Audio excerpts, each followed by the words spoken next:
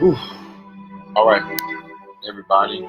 I'm ripping and running, as you can see. Hey, good evening, everybody. You know the drill. City, state. If you are from America, if you are not from America, country. Let me know where you're tuning in from. Good evening. Go ahead and start saying hey in the chat area. I see you guys have beat me to it. You can tell I'm kind of all over the place. I'm trying to make sure that I get the link out to everyone. Thank you. Thank all of you. Glad to be here. The link to join tonight's show should be in the chat area. If you're interested in joining tonight's show, tonight is called What's Your Question? And I am going to literally invite you to join the show. And you won't be able to do it from whatever platform you're on. TikTok, I don't know what I'm going to do with you, because TikTok, you're the only network that cannot be connected to the streaming software. And so if you're interested in joining the show, whatever you're watching from, you'll have to get off of that to join the wait room to do it. But the link is on YouTube, it is on Instagram, it is on Facebook. And I'm excited to talk with those of you that may have a question tonight. We're going to do it in front of everyone. And it's going to be a lot of fun. And this is really good rehearsal, frankly, for some things that are to come in the future. All right. So go ahead and like the video. Let me know where you're tuned in from. Let me just start reading some places. Atlanta. Thank you so much, O'Neill. I appreciate you. It was good exchanging with you. Lexington, Texas, UK. Hey, April. We're going to have to get everybody to YouTube, Facebook, or Instagram, because I know I won't be able to bring anybody on the screen on TikTok. TikTok won't allow me to use the streaming software. And we've already got people jumping in the waiting room. So I'm going to go in order of who jumps in. I think only 10 people can be in the waiting room. So come on. Clarksville, Tennessee, at least TikTok, you all can listen in. Michigan, Connecticut, Atlanta again, South Florida, Alameda, California. Thank you, Charlotte. Good to see you always. The UK, all right. Dallas, Texas, Connecticut, Louisville, Kentucky. Thank you. Princeton, New Jersey, Dallas, New York, Cherry Hill, New Jersey. Prince George's was there this weekend. Montreal, Canada. Thank you so much, Johanna. Um, Jacksonville, Florida, Charleston, South Carolina, Dayton, Daytona. April, go to YouTube, copy the StreamYard link, and drop it in the chat so people on TikTok can get it and join on if they want to. Houston, Delaware, Windsor, West Windsor's, New Jersey, Daytona, Charleston, South Carolina, Northern Virginia. Thank you again. I appreciate all of you. Yeah, the room is coming along. And we'll see how many people jump on tonight. Right now, we've got almost 300 people on TikTok, and people are starting to jump in the room. This is going to be great. Ohio, Arizona. This is not going to be an hour-long counseling session. Everybody's going to need to be mindful when you come on and ask your question, and I'll try to move you along as fast as I can to give as many people an opportunity. Ohio, Arizona, Maryland. Mia, thank you so much. Ready for some jewels. Appreciate you. Yes, you need your journal. Let me tell you something. Don't underestimate tonight. Some of my greatest lessons have been by learning from other people's challenges or failures, or even successes for that matter. And so tonight is a golden opportunity to still have your journal. You should have that. And also to support the show. Georgia, Nebraska, Gulfport, Mississippi, Houston again. Wow, Houston's heavy tonight. Maryland, DC, thank you so much. Delaware ER again. Thank y'all so much. The ER team in Delaware, not sure what hospital or location you're at in Delaware. I want to shout them out. They always tune in every Thursday while they are helping many of us get well. So thank you so much to the ER team in Delaware. I appreciate you so much. North Dakota, Philly. All right. Who else do we have? Where are we? I'm looking, y'all. Stockbridge, Virginia, Cleveland, Buffalo, New York. All right.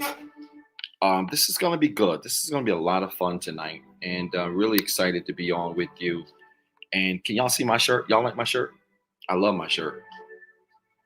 I'm excited to be on with you tonight, and this is going to be a lot of fun. And I want you to like the video, share the video with as many people as you can. Dallas, Texas, Houston. All right. Gulfport, Mississippi. Thank you.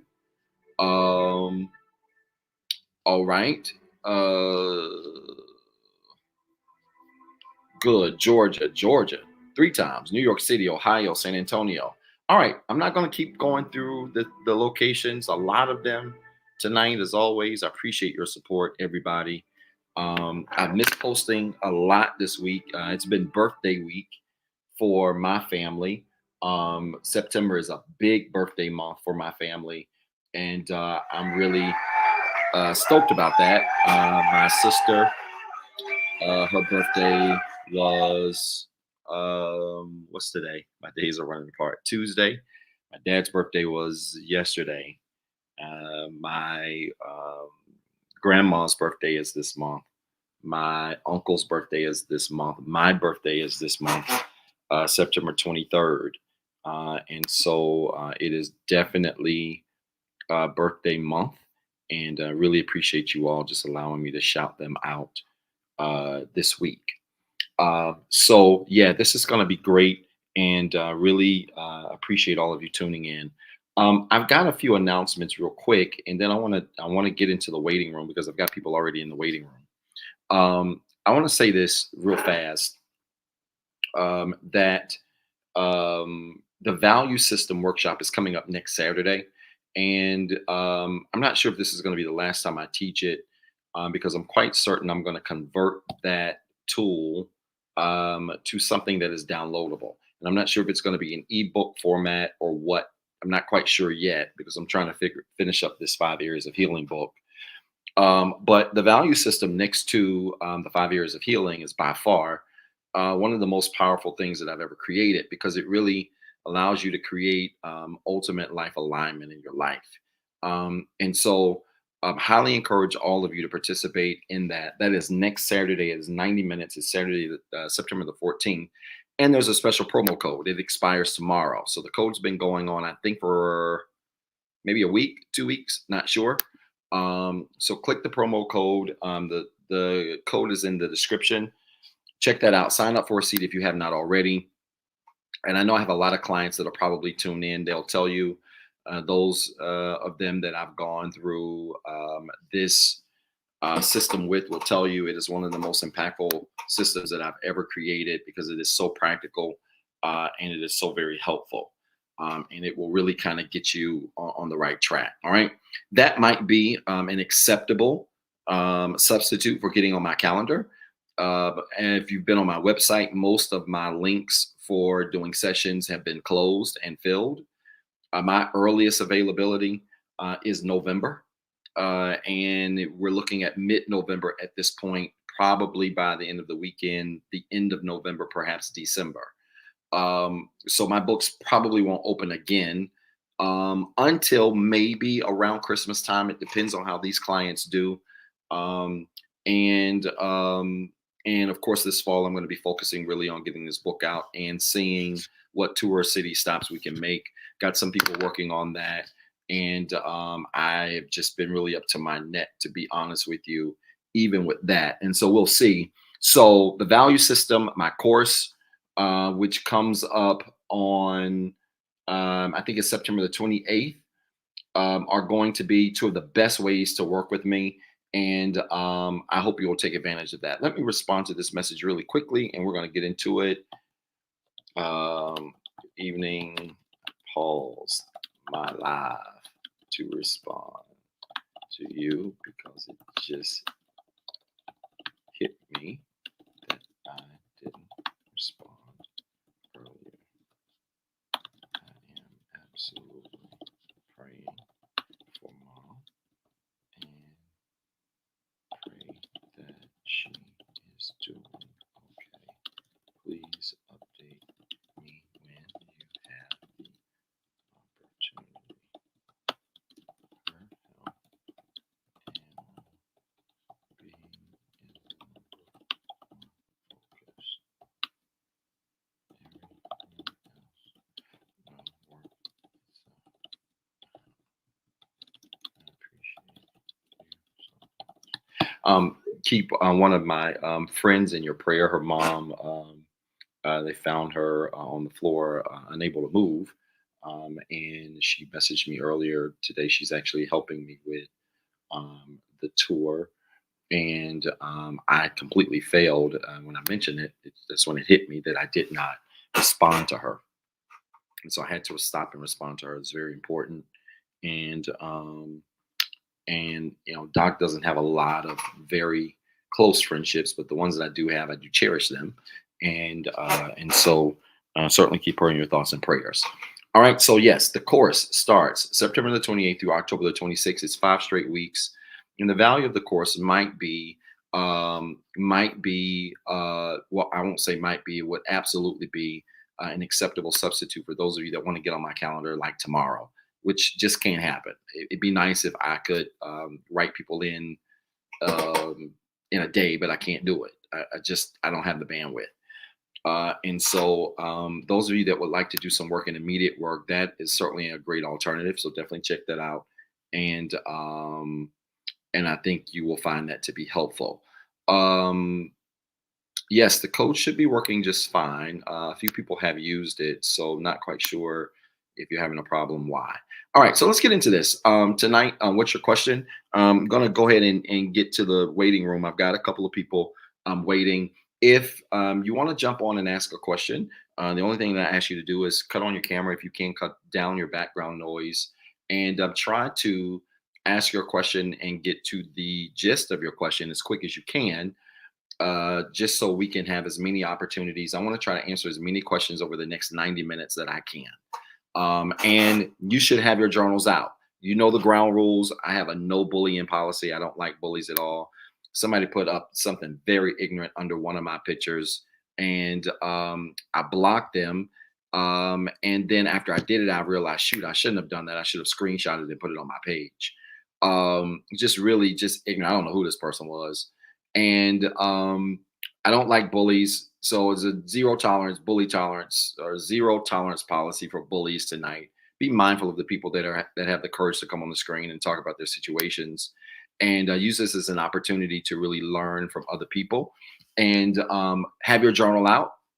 Of course, if something is said that makes sense, type church in the comments with as many R's as possible.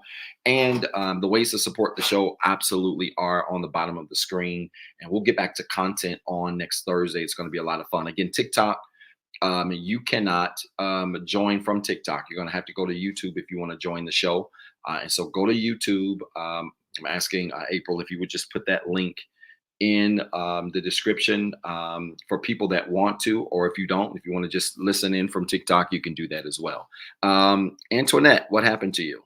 You were next. Antoinette, I don't see you. Beatrice, I hope I'm saying that right. Beatrice, are you there? Go ahead and cut on your camera. And when I see your camera, Beatrice, there we go. I'm going to go ahead and bring you. Hello. Hey there, my friend. How are you How doing? are you? Good. Doing well. I hope you are. I am. It is a pleasure to meet you. Where are you calling in from? I'm calling in from Bristol, PA, and it's a pleasure to meet you. The pleasure is mine, my friend. It's an honor to be on. Thank you. What can we help you with? Yes. So, what I have recently got out of is a 4-year relationship. And before that, I also got out of previously a 7-year relationship. So, before starting that, I kind of told him that I didn't feel like I was in the best place for a relationship. Mhm. I felt like I could communicated those things well, and he was very persistent, and I gave in. Over these 4 years, I kind of see him telling me to kind of put things on hold because I was getting out of grad school, starting my career, where I kind of would keep trying to make it work, but it never felt like anything really matched up to his standards. To the point now, we've come to this place where we've decided to separate because of his decision, where he said we both had to be in agreement. Reluctantly, I agree, did the no contact and was standing on my ground. And he came back and I said, let me just give it a try. Nothing really changed, still the same controlling, where if we go to the gym, we should do the exact same workouts. We should eat the exact same foods. So it's like, how do you know if you're in an emotional, abusive relationship with someone that is pretty much everything on paper, but you just have that feeling? And I'm at the point where I kind of question everything I do and I question, why is it me? Am I the problem kind of thing? Yes, ma'am.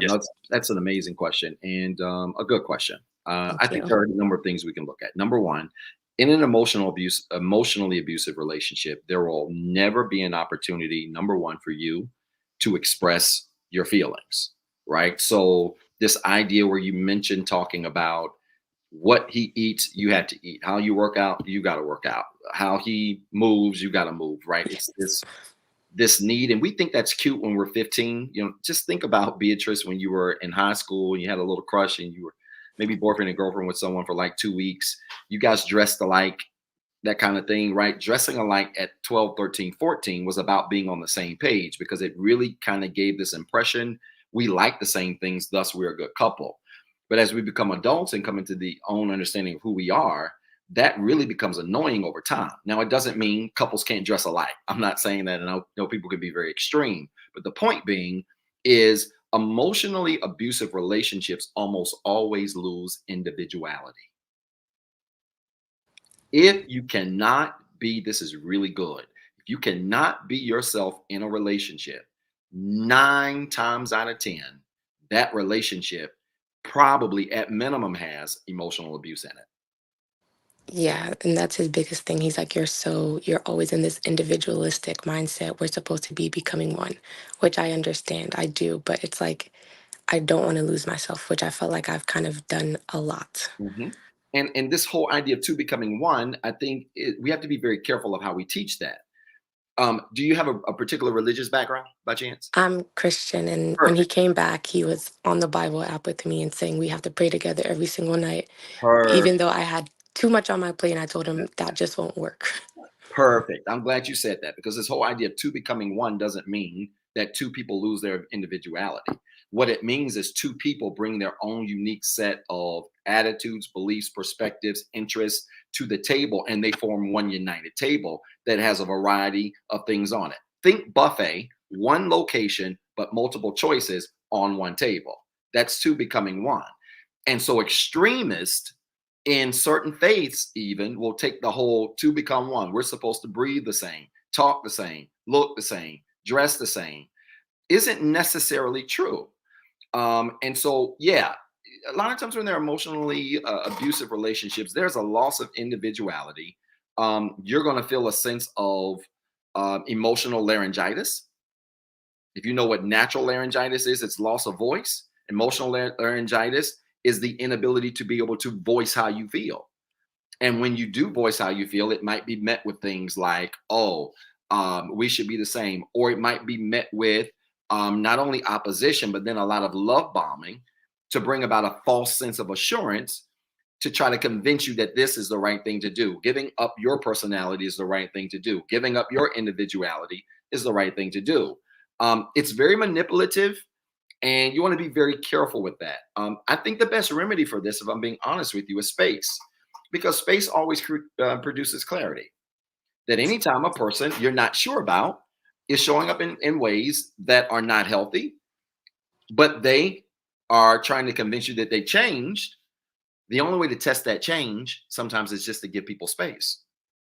And I tried that and it was a problem too. So yeah, I'll Now, definitely take your advice. now I need everybody in the comments to write this in the chat in all caps and put this in your notebook in all caps. Because I'm going to say something to you, to Beatrice, something to you, Beatrice. I never want you to forget, Beatrice. The worst thing a person can do in a healthy relationship or connection with someone is ignore your boundaries. You're very right. There is nothing more disrespectful and frankly selfish and manipulative than for you to say to someone, here are my boundaries. I need space, I need, distance, I need time, and they ignore all of it in the name of love. It's manipulative, it's selfish, it might be borderline narcissistic. Yes, and I try not to use that word because I know you definitely don't like Well, that's it. okay. There are cases where it applies, right? You don't Yes. hear me throw it out there randomly either, but there are cases where it applies. But Yes. when you take the whole sum of how he's acting and treating you, Hmm. no, he wants you to have no individuality. You got to wear the same underwear. Everything has to be identical from top to bottom. Oh, and by the way, Yep. he gets offended when you want to embrace the parts of you that are you and you say, I need some space to make sure this is right. Yes. Anybody that violates your boundaries intentionally, if there was ever a major red flag, that's one of them. Yes. And there's been a few. I think it's just me now doubting myself often. But yes, thank you so much. My pleasure, Miss Beatrice. Good luck to you, Thank you. and keep us posted. Let us know how it goes. I will. Have a good night. My pleasure, my friend. Come on, y'all. Let's give it up for Beatrice. Ah, she did great, didn't she? That wasn't too bad. Listen, let me say this about boundaries. Y'all stop letting people wear your boundaries out and call it love. Oh, I can't give you space because I love you. I can't give you space because you're the best thing that ever happened to me. I can't give you space because we were meant to be. I can't give you space because you're my dream girl, you're my dream guy. It's all very toxic. It's all very selfish. It's all very self-centered. One of the greatest slaps in the face when it comes to disrespect and connection with two people is when people intentionally run all over your boundaries. When you set boundaries, oh, this is so good. I wish I was teaching this tonight. When you set boundaries, one of the best things you can do for somebody you really like is honor their boundaries. You know why? Because honoring a person's boundaries speaks to characteristics that you possess, like self-control,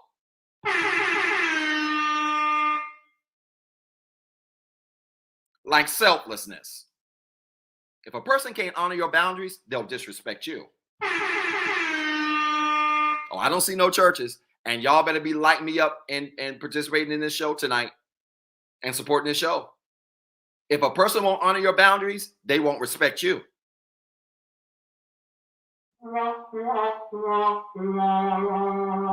But baby, I love you. You was called to be my woman. You was called to be my man. That's the case, then honor where I am at this place in my life. Because what's for you ain't gonna miss you as long as you in position. Y'all stop ignoring people's boundaries in the name of love. It ain't love. That's love bombing. It's not healthy. I hope you're putting this in your journal, because a lot of you have fallen into this trap in the name of love. No, if a person says they want space and you love them and you don't want to lose them, even in the face of fearing losing them, the worst thing you can do is violate their space because you're afraid you're going to lose them. Because at that point, it ain't love. It's manipulation. It's control. This is important. When you love somebody and you really want to be with somebody, sometimes, especially if they have requested space, if they have fallen back from you, sometimes the best thing you can give them is what they have asked for. Not because you want the space, but because you love them enough to give them what they believe they need at that period of time. And if it's meant for you to have, it'll work out. You got to trust God. Well, that's what I trust. Some of y'all, universe, Mother Earth, whatever you do. My station, my work, I'm in 34 countries now. Added another country this week. My clients from all walks of life. My clients are from all walks of life and believe all types of things. And I love that. But understand something. If something is meant for you to have, the best thing you can do is honor it when they say they want the space, the boundary. Honor the boundary. Because the last time I checked, if somebody put a fence around their house and you jump over that fence and you have not been invited to jump over that fence, that's called trespassing. And many of you have been guilty of trespassing in the name of love, you think, because you've been afraid of losing people. Oh my God. And that ain't love. You breaking the law. Forget what you saw Romeo Juliet.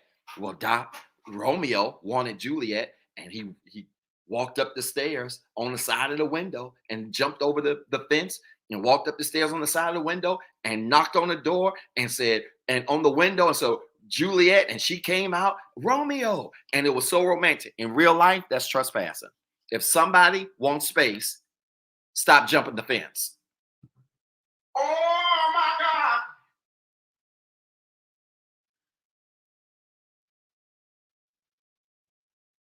It's manipulative, and it doesn't honor them in the way you claim to love them.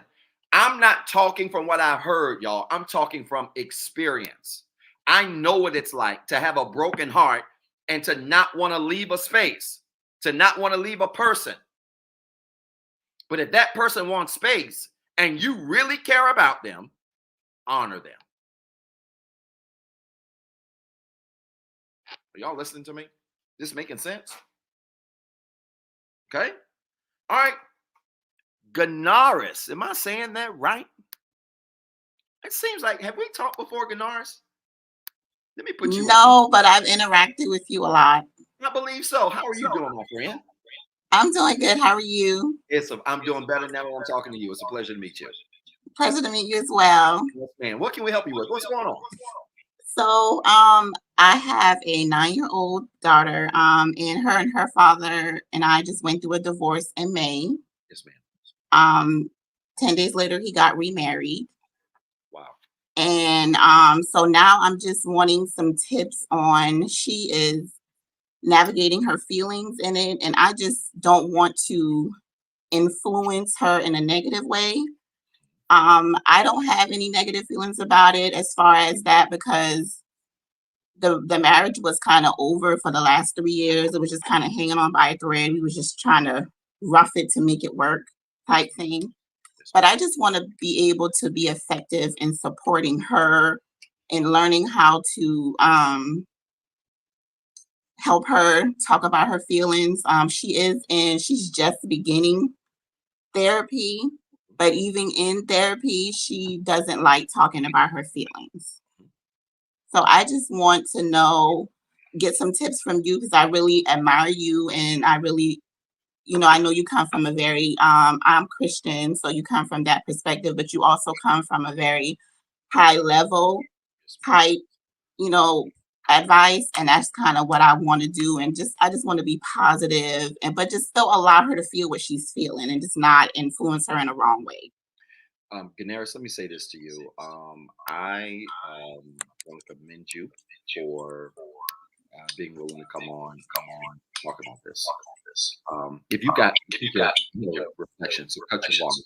Oh, my, Your, okay, let me just turn this way then. I'll turn this way. that's okay. Just turn it down that way. It's still feedback. Can you Is it too turn? loud? Yeah, just turn your volume all the way down. There, Okay. there you go.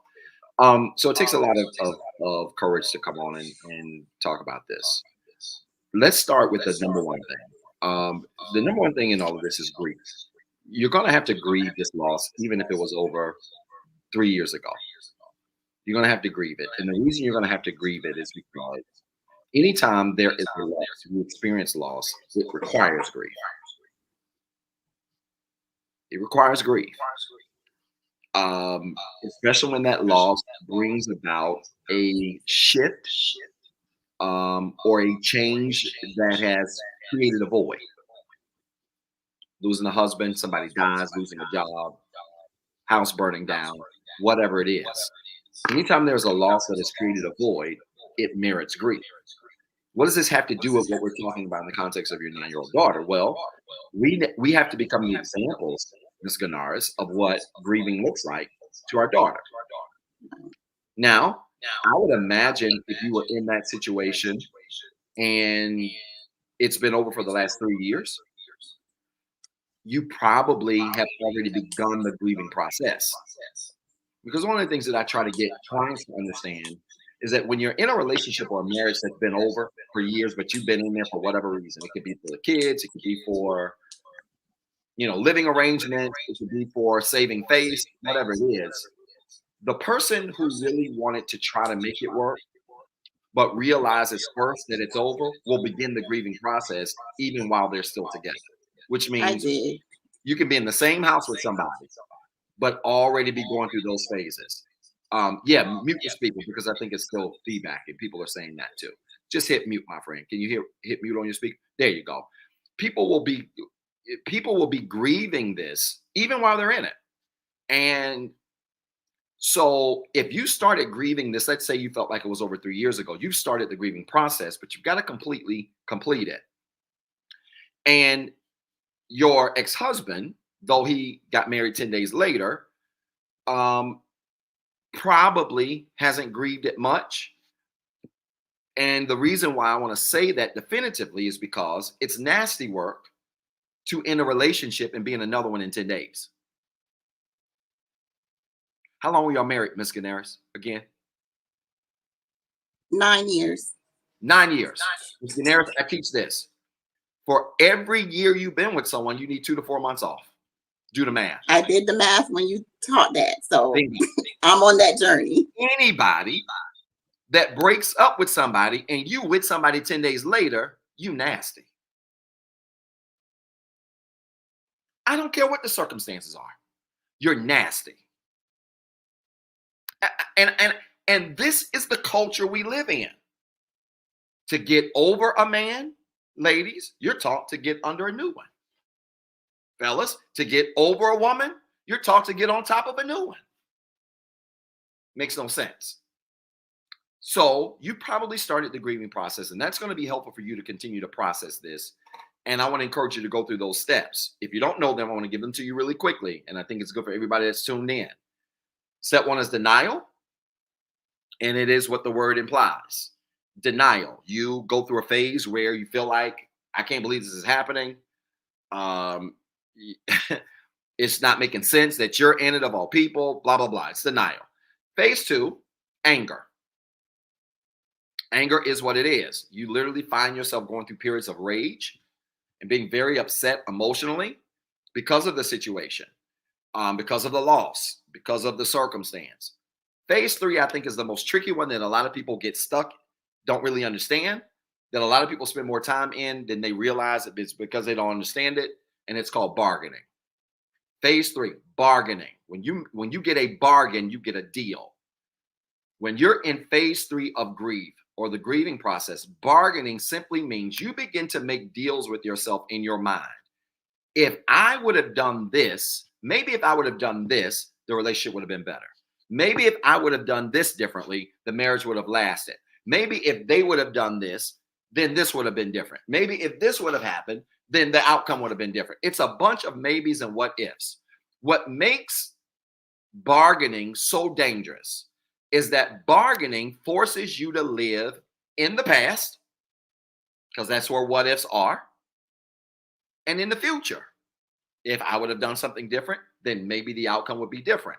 None of those things are relevant when you're grieving. The past ain't gonna help you when you grieve. It's gonna make it worse. Reminiscing over the future and what could be different is not gonna make it better when you grieve, because you can't control it. The only thing you can control is the present. So to fight bargaining, you got to work daily to be in the present. This is what prayer, meditation, journaling, exercise, diet, this is what those things are for. Mindfulness, practicing mindfulness, eating your food without a cell phone, going on walks. This is what this is for, because it puts you in the present and it forces your mind to get out of this space of, if I would have done this, this would be different. Okay. Phase 3. Phase 4, depression. Depression. Okay. Phase 4 of grieving, depression. Not in the medical sense. And I always explain it this way to my clients because it is the easiest way for people who don't understand the terminology to get it in layman's terms. People hear depression and they think the medical term, what you get diagnosed with that they prescribe medicine for. Not that depression. The word depression at its core means deep sadness. That's it. I want everybody to remember this. The word depression means deep sadness in the context of grief, which means all of us, when we lose something that creates a void or loss, are bound to experience what? Deep sadness. It is natural. Depression, in the context of, say, like a chronic depression or depression that you are diagnosed with that brings about medication in some cases, that is deep sadness that impairs your ability to function.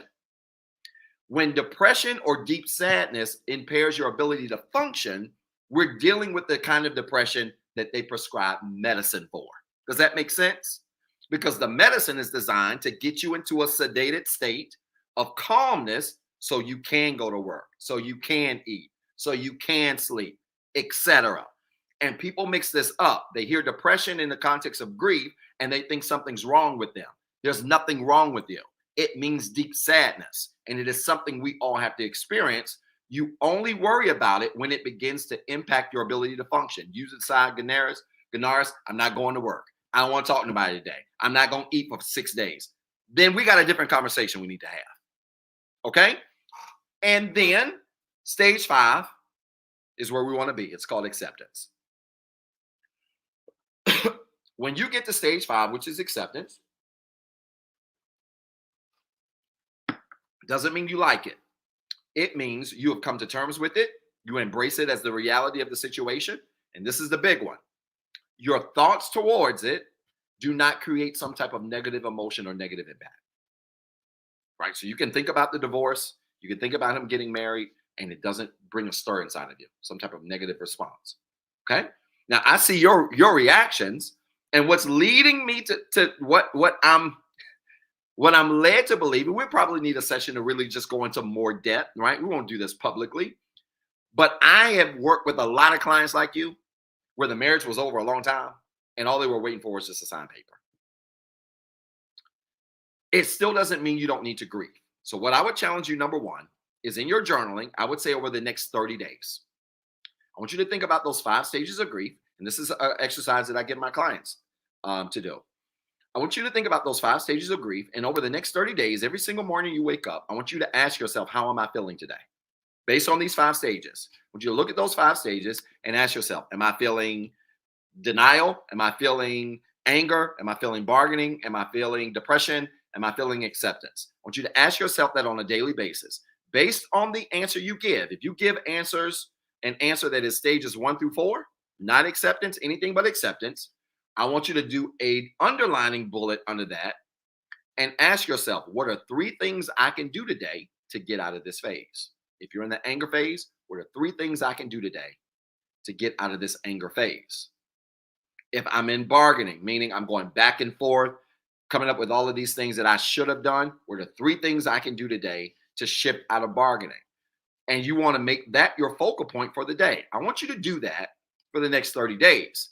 And the only reason I say 30 days for you is because when you find yourself at a place where, for maybe a consistent week, week and a half, maybe 2 weeks, every day you're feeling acceptance, then we probably grieved it. And I wouldn't be shocked if that's the case. Stage 1 through 4 can happen at any time. Okay. And most counselors, therapists, they agree with me on this. Stage 1 through 4 can happen at any time. When something happens, there's loss. You can start off in anger. You can start off in bargaining. You can start off in depression. You can jump back to anger. You can jump back to depression. You can go back to denial. You can go to bargaining. You can go to depression. You can jump back to anger. You can bounce around phases 1 through 4 like a ping pong ball, depending on the circumstances. This is where me and a lot of other people differ. When you get to acceptance, Ganaris, I don't believe you go back to the other stages. So if you say to me, Doc, I've accepted this, I've accepted the divorce, and then 2 weeks later you pissed off, you never accepted it. Which is why I would rather you do this exercise for 30 days and we see a pattern of weeks of feeling like we've accepted this. We found peace emotionally, mentally, spiritually. We found peace with the situation. And when we have a consistent track record of that, then I'm going to feel a little bit better that we've walked into that space. If not, you can't tell me you've accepted it. 3 weeks later, you're in denial. You never accepted it. What makes denial so powerful, and this is where your daughter comes into play. I tell people that the best way to get through the stage of denial and the 5 areas of grief or stages of grief is to, in denial, operate in self-awareness. Your daughter is going to have an honest conversation with you, or perhaps with a professional who has the courage and the guts to have some very hard talks with her. Now, you would think 9 is too young to have honest conversations. She's too young. She doesn't need to have honest conversations about the reality of the situation. But I disagree. Personalities are formed between the ages of 3 to 8. And most children by 8 know everything that's going on. We don't give them credit, but they do. Here's what's damaging. If you said the marriage was over the last 3 years, at least 3 years ago, she was 6. She was right in the middle of her personality development. She may not have heard your conversations, but I guarantee you she felt them.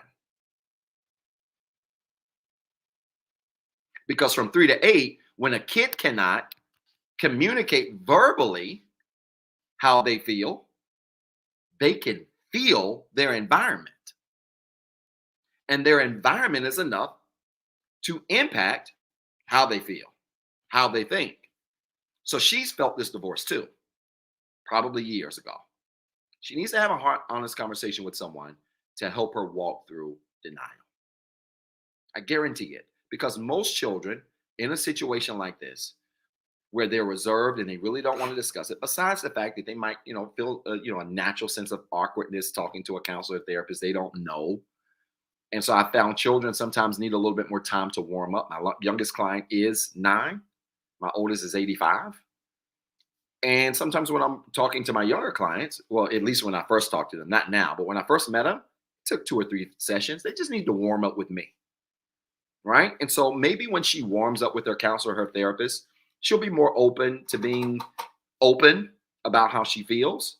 But I would highly recommend an honest conversation with her that involves self-awareness. What is that? Honesty about who we are, where we are, what we're doing. That includes the people around us. Reality is Dad's not here.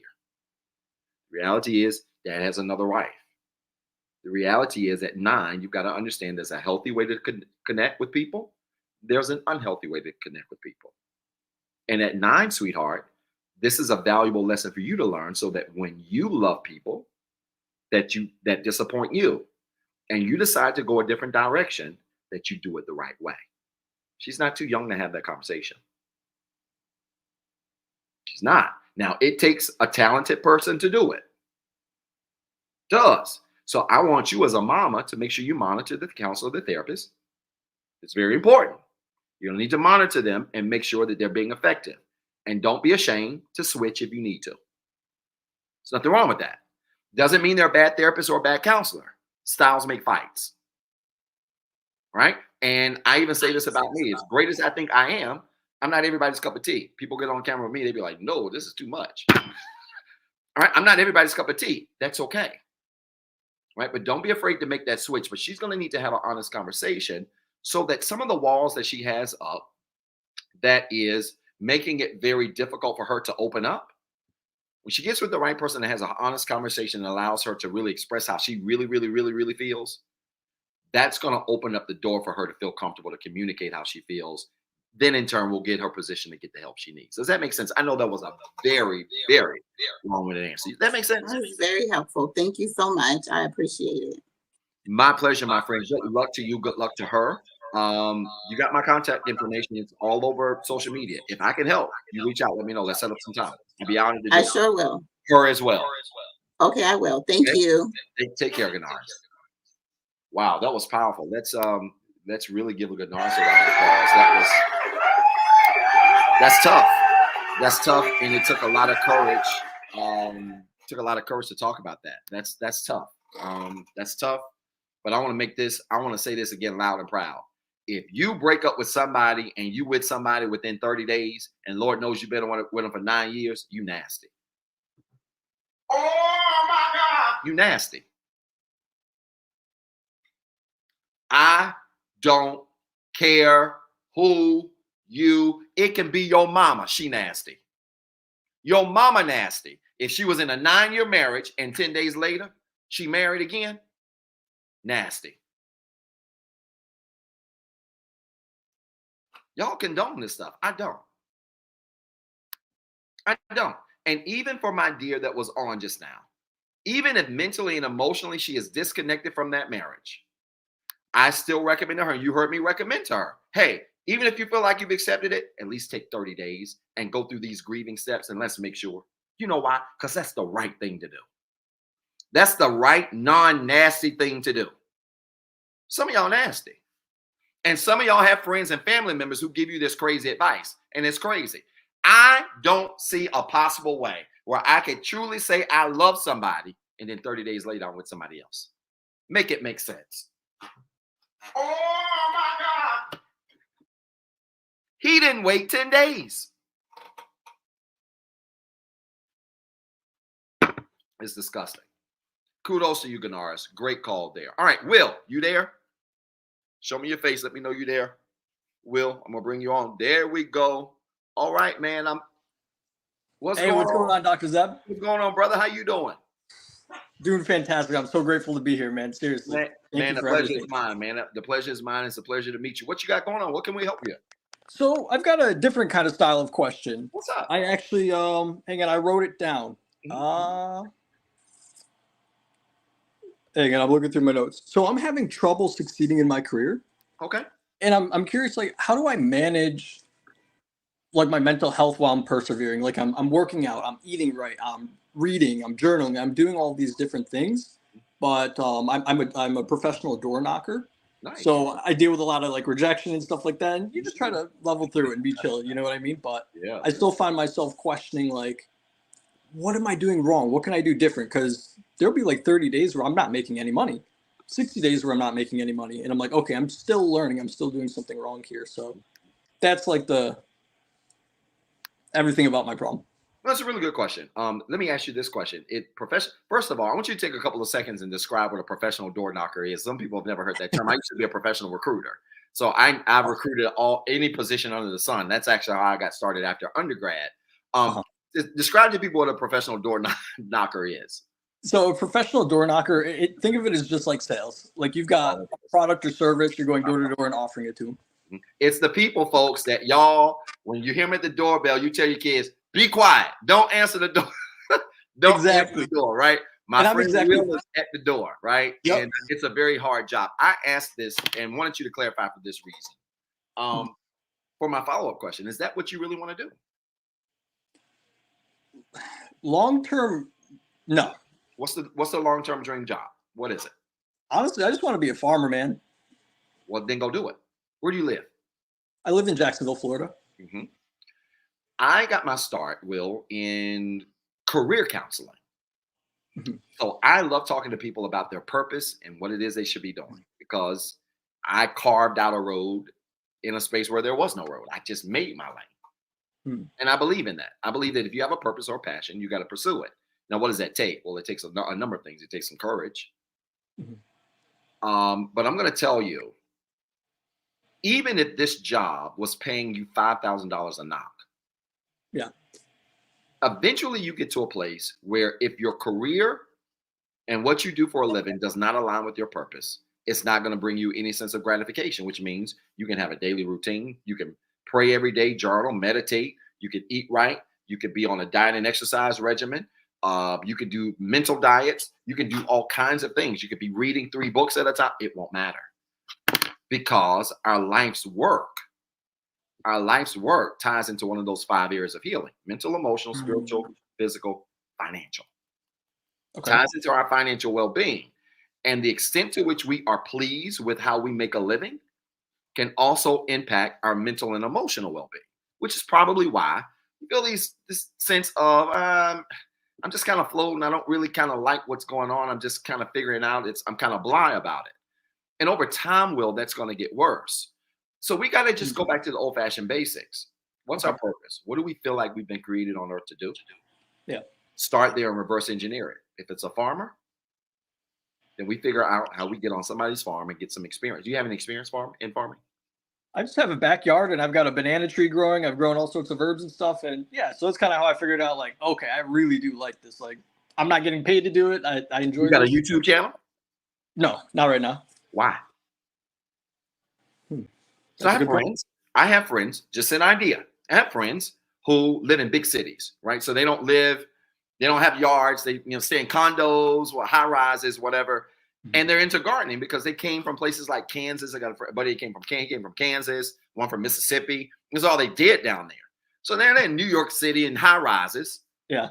There ain't no grass out there, Will. So what do they do? They go to their balcony and set up little pottage things. You know what I'm talking about. Yeah. I might not be using the right word. Little pots of different things that they grow. Yeah. And they grow it. They grow their own tomatoes. They have friends that they grow it for. And I try to tell them all the time, why don't you start a YouTube channel and teach those of us who like to eat fresh produce how to grow it in our own house. Start your channel, and that channel, man, can become your passion and something that you do in the interim between the knocking on the doors. You will continue to get better at it. And if you get really good at it, Will, it'll start to pay you a little bit of money on the side. Okay. So figure out a way. Your purpose can, first of all, be something you do strictly for fun. As you do it for fun, get great at it. Okay. And when you get great at it, and if it's really your purpose, the money, the opportunities, the likes, the views, the followers, that stuff will come with it. Yeah, man. Look, if what you're doing right now, because sometimes you hear this advice, well, just quit your job and go for it. Well, that depends on how much courage you have. Yeah. I've walked away from big paying jobs. I walked away from a job and took a $55,000 pay cut. And I know what that's like. It was a major sacrifice, but I just believed in me. It paid off. Everybody doesn't have that kind of mojo, right? And it's okay if you don't. But if this job is paying the bills, let it pay the bills, but exchange the frustration you have in your spare time by using that energy to do what you really like just for fun. Okay.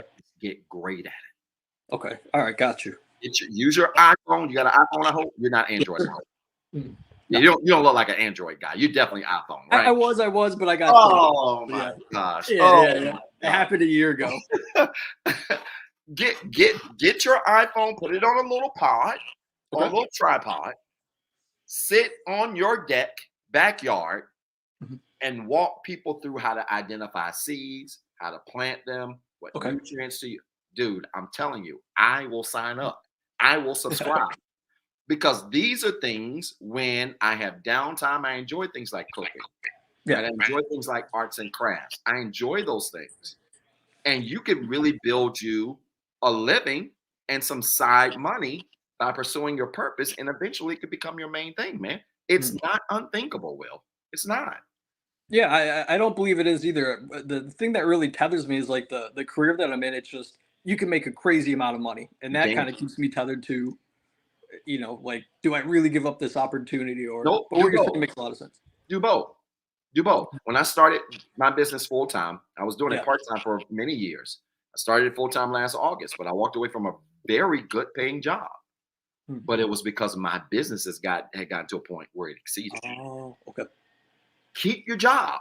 I tell people, keep the job that's paying the bills. And if you have the opportunity to make that money, make it, Will. Start saving, build you a nest egg, try to save you up 3 to 6 months. I'm serious. Mhm. This is a personal strategy that I did. Save you up 3 to 6 months worth of rent, mortgage, whatever it is that you have, save it Okay. while you're working that job and building your expertise in this hobby that we want to pay us. Okay. And that way, if something goes left or you get a headwind of momentum in your purpose through your channel or whatever way you set it up, Mhm. feel like you want to step out and try it, Okay. got something that you can pad and fall back on, and you Mhm. can go pursue it and do it, man. But with social media Yeah. alone, everybody has an opportunity to create a lane for their purpose, which Mhm. means, well, you don't have to do it like everybody else. Create your own, man. That's what I did. Right. I believe that's why, like, I found you and everything like that. And I was like, wow, Just this create is your what own I need lane. my whole life, man. Yeah, brother. Just do it, brother. You got what it takes. Create your own lane and don't let people define, oh, you got to do it like this, or you need a farm to be able to teach. No, you don't. Most of my viewers, I looked at my demographics, and my viewers, the majority of them are from the ages of 21 to 34. Oh, A lot yeah. of I'm them clear. are, a lot of them are homeowners, man. They're living in apartments and condos in major cities, and they're planting and they're going to farmers markets and coming to their balcony and doing it on their balcony, dude. I'm telling you, there's a market for this. All Do right. it. Sweet. Figure it out, and don't be afraid to carve your own lane, my man. That's amazing. Thank you for everything, Dr. Zeb. My pleasure, brother. It's a pleasure meeting you. I mean that sincerely. Take care. Take care now. See you soon. Y'all, let's give it up for Will, man. That's a big deal, man. Like, I love talking about stuff like this because I like talking about stuff like this because people, if I would have listened to people, y'all wouldn't know me. And I'm going to just put it that way, and I'm not going to throw nobody under the bus. But if I would have listened to people, y'all wouldn't even know who I am because people were just convinced there's a certain way that you have to do certain things. No, I made my own rules. Straight up. I like this. Shanae said, teach how to vertical garden, how to patio garden. I'm trying to learn. I got this big old garden out here. If somebody could start a channel and show me how to patio garden, man, I'm going to grow me some tomatoes out there. And I ain't got to worry about deer jumping up and eating them. Oh, yeah, I'm going to do that. I'm doing it, y'all. There's a way to do it, but don't let people define your lane. I didn't, and I'm still doing it, and I'm pissing people off every day because of it. All right? Find your lane and go for it. Hey, Miss Evans, how are you? Miss you. Hope you're doing good. All right.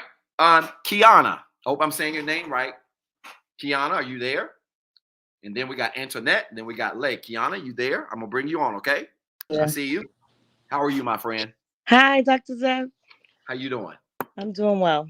It is a pleasure to be on with you. It's a pleasure. And I was in your 5 areas of healing, and also I was in my daughter was just in your group work. Oh, Amazing. which Janique. age? Which Janique. age? Huh. Yep, I Yeah, remember. you know Janique, right? I remember. Tell her I said hello. Tell her I said Okay. hello. I'm working on the next set of courses. It's funny you mentioned that. I'm working on the next set of courses. They will probably start in October. So I hope to have those out in the next week or so. So very good. It's a pleasure to meet you. What's going on out there? What can we help with?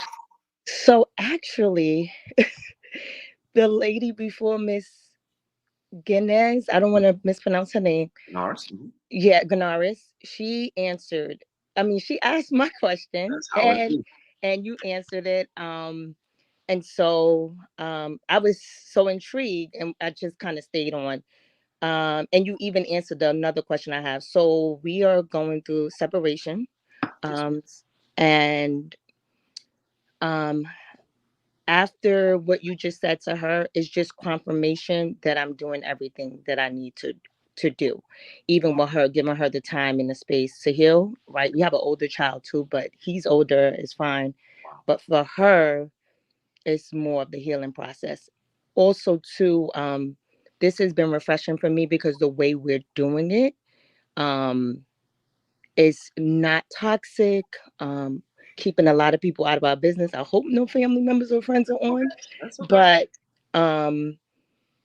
I think for me, I just needed the confirmation, and these steps I will continue to go through as I am aligning with my own values, as you speak of, and checking in to make sure that I'm not falling back into those, 4 first stages. I'm also a licensed social worker, but at the same time, that doesn't mean you don't need I get it. support and help. That's right. Right. And so, yeah, so just wanted to do that, check in.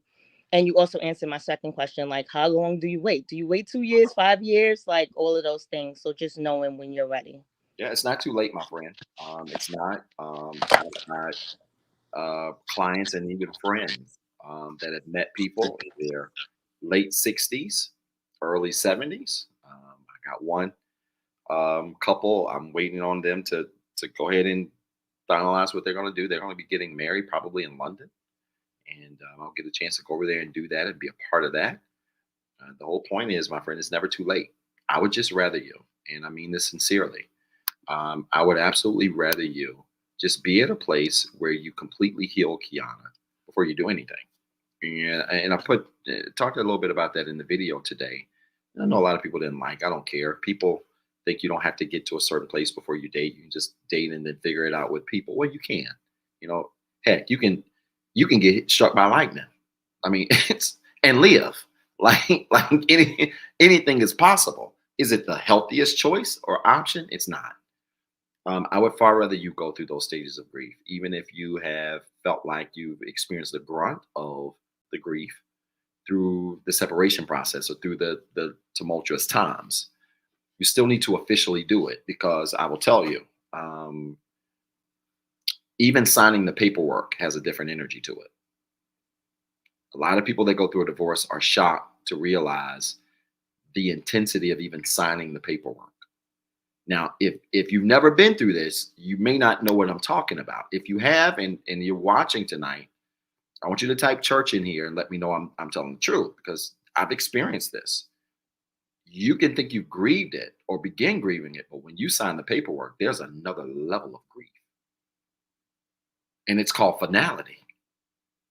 That's when it can sometimes, Kiana, hit you again, right?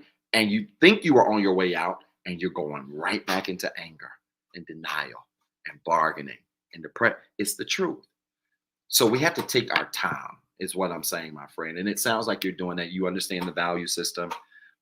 I hope many people that are tuned in tonight will also take advantage of that, because when you do align your life with your values, then it makes making these decisions may not make it easier, but you feel a lot more security and peace about it. And that's what it's all about. So kudos to you. And I know you're going to go through it really well.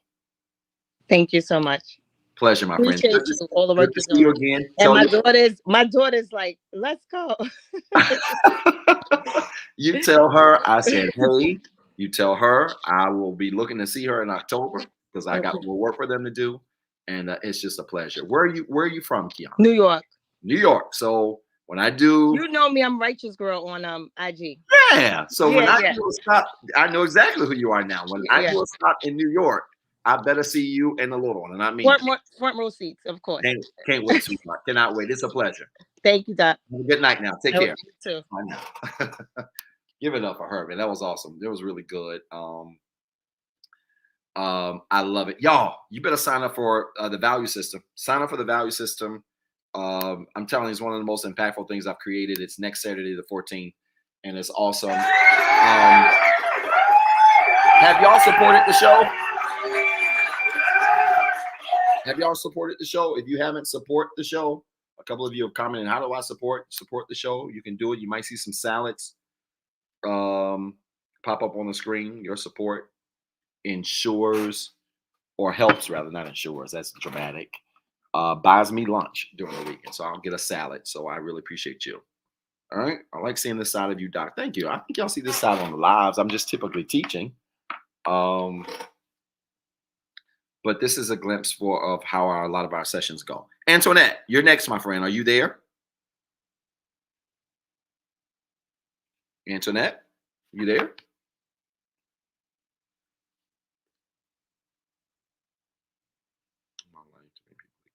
Cruise has been postponed until 2026. Bigger, better. Please be patient with us with content. I got you, Miss Deborah K. I want to shout Miss Deborah K. and I'm throw that comment up on the screen.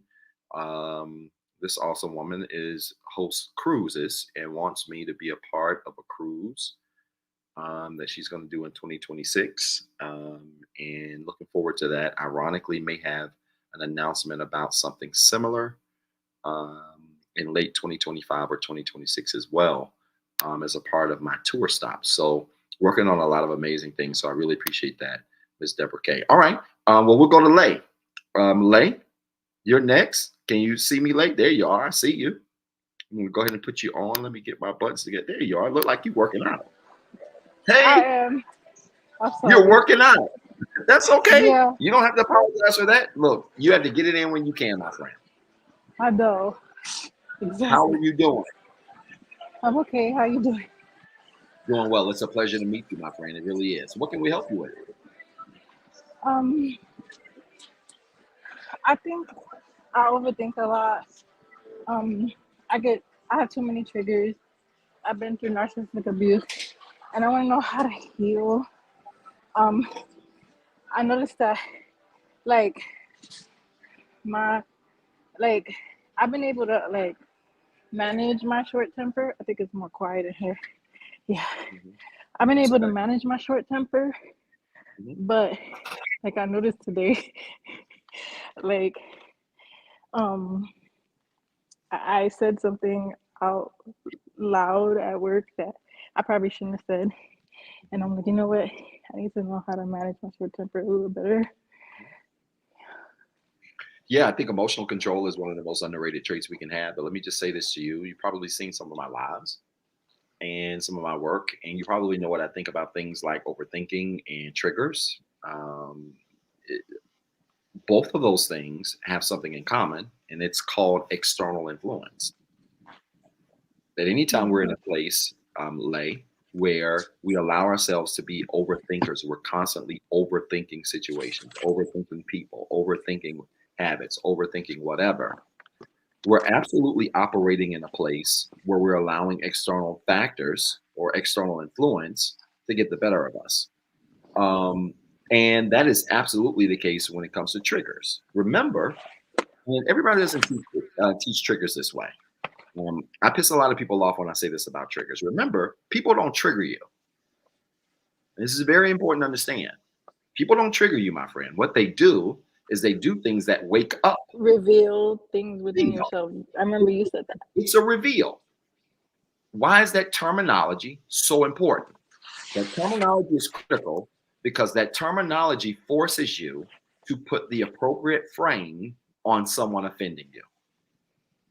Okay? It's my responsibility. Yes.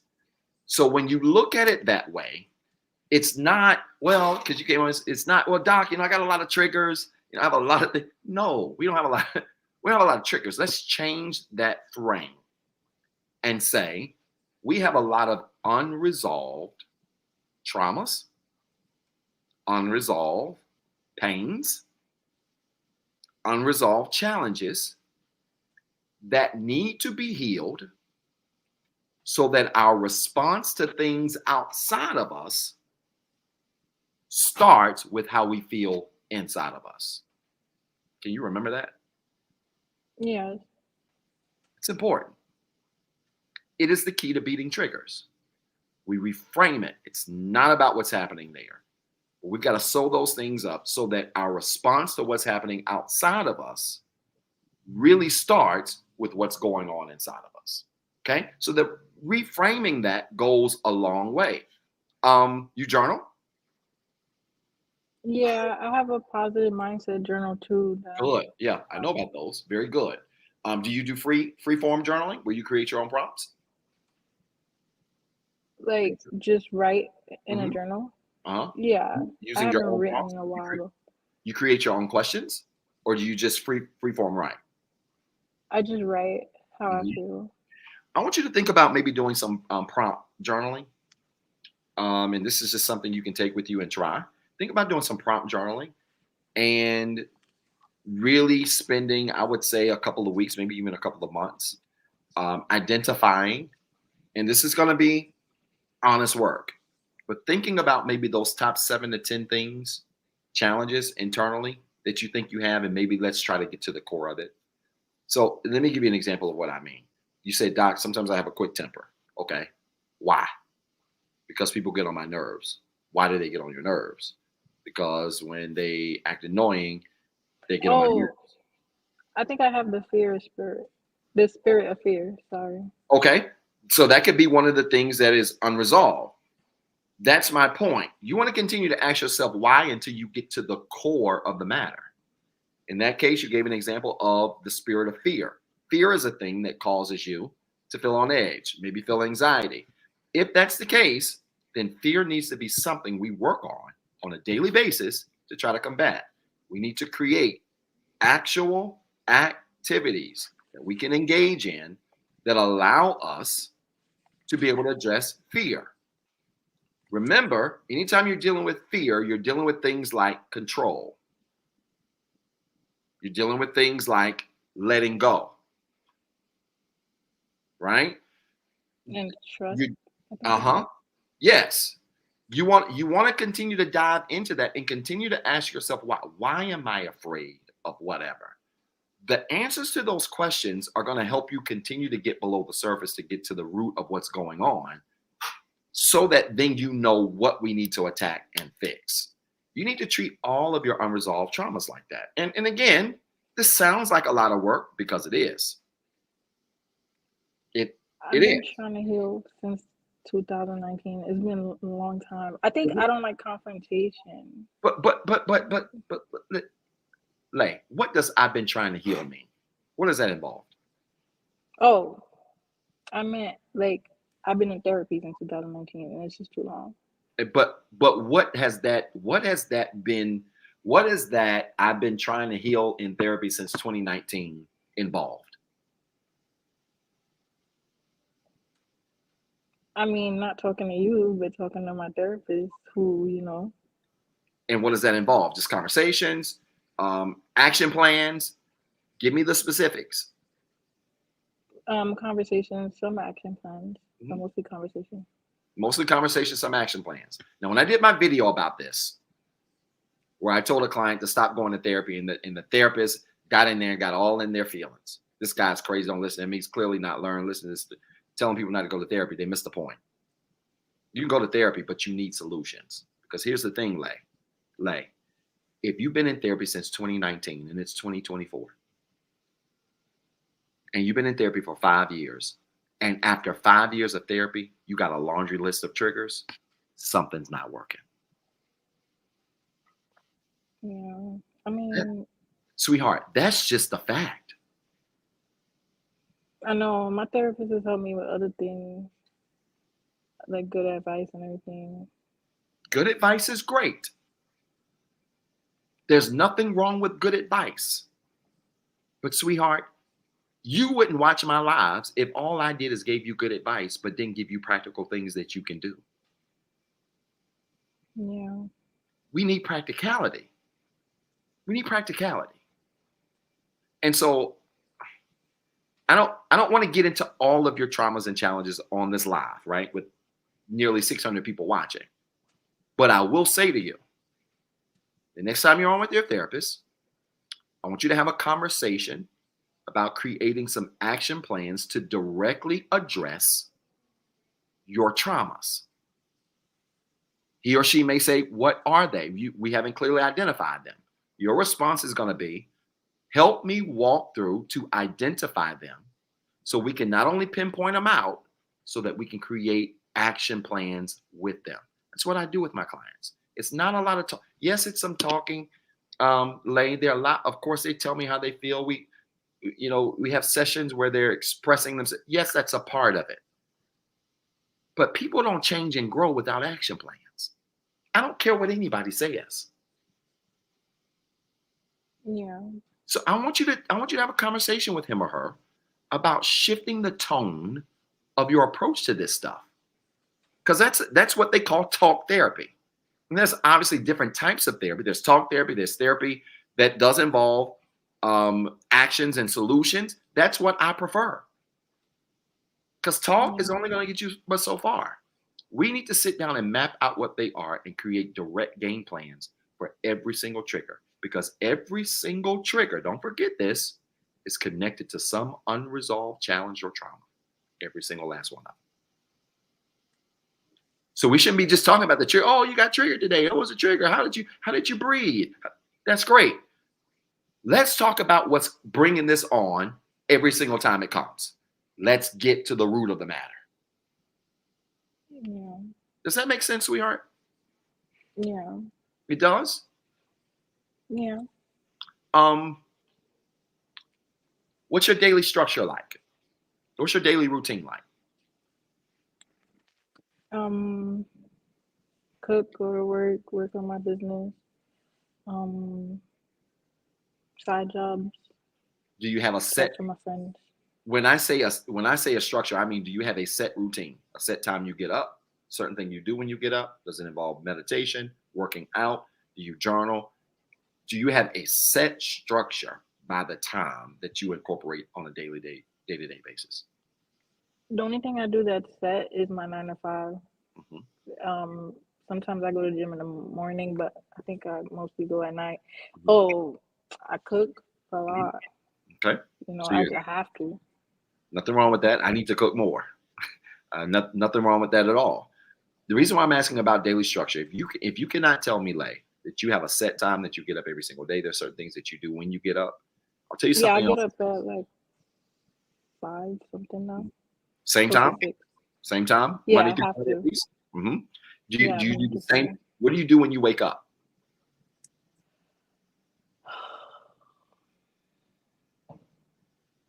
I probably breathe like that. and then I get ready for work. Okay. Let me tell you why I'm asking this. Because I believe in structure and routine.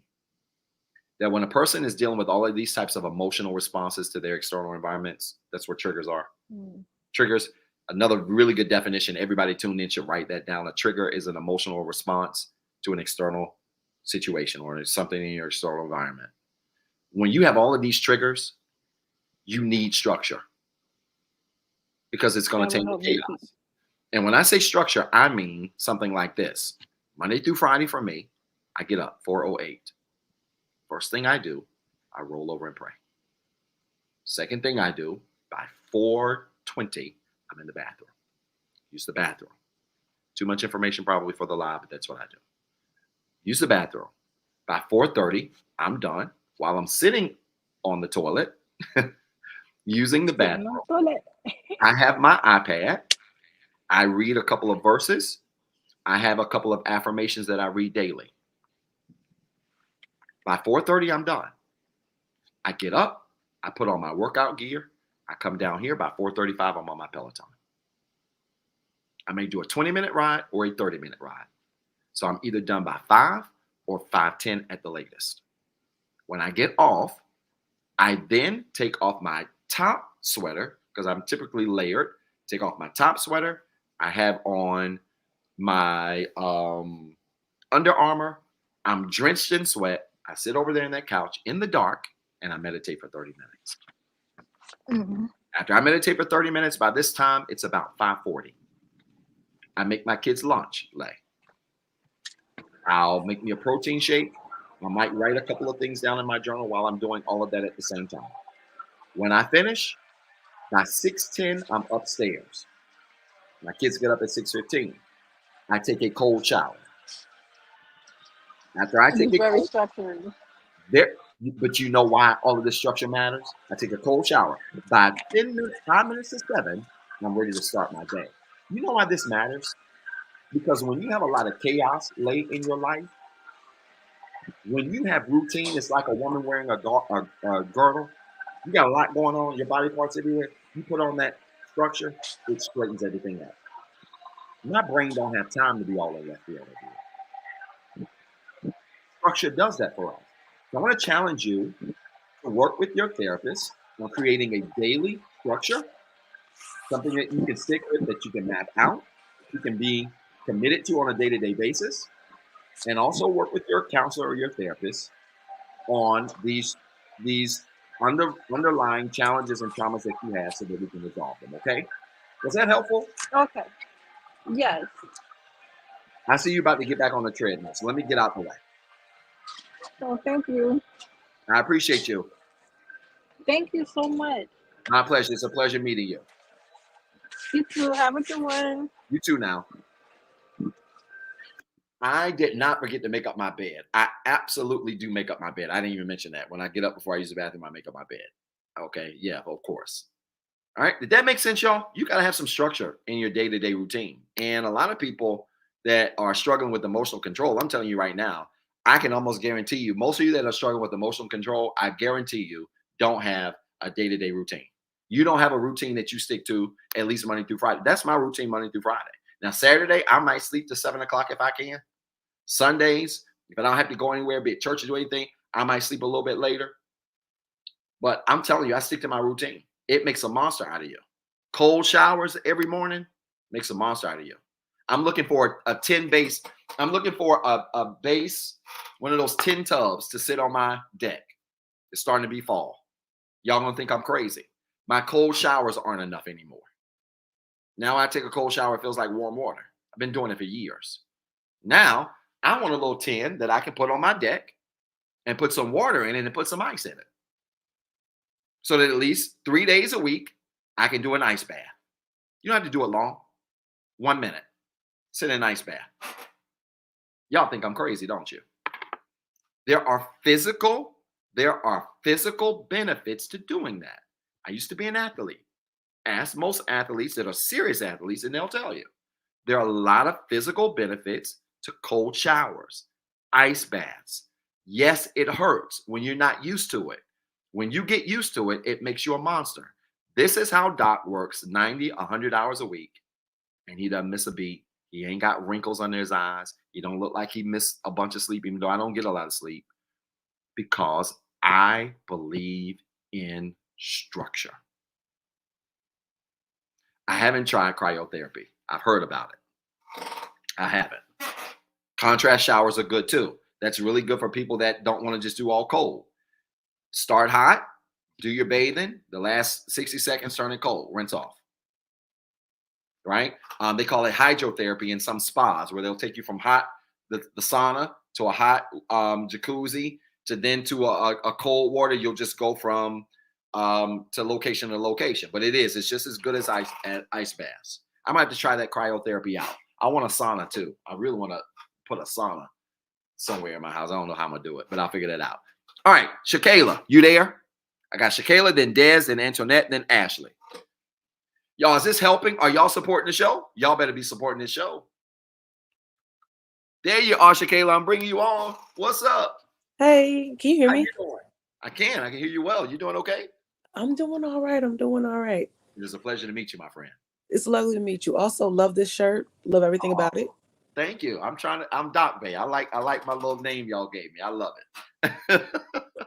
But my thing is, I have a fear of success.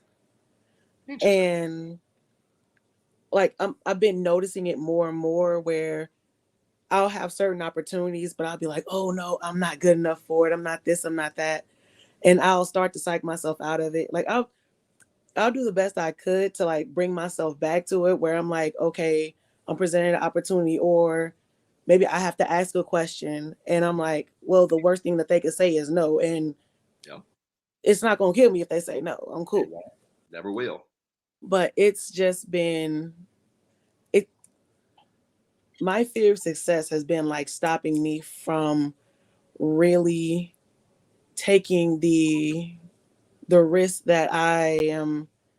It's not necessarily a risk, but it's stopping me from going to where I know I can go, like I accidentally put myself in a situation where I was in a place where I knew I wanted to be and I felt extremely comfortable.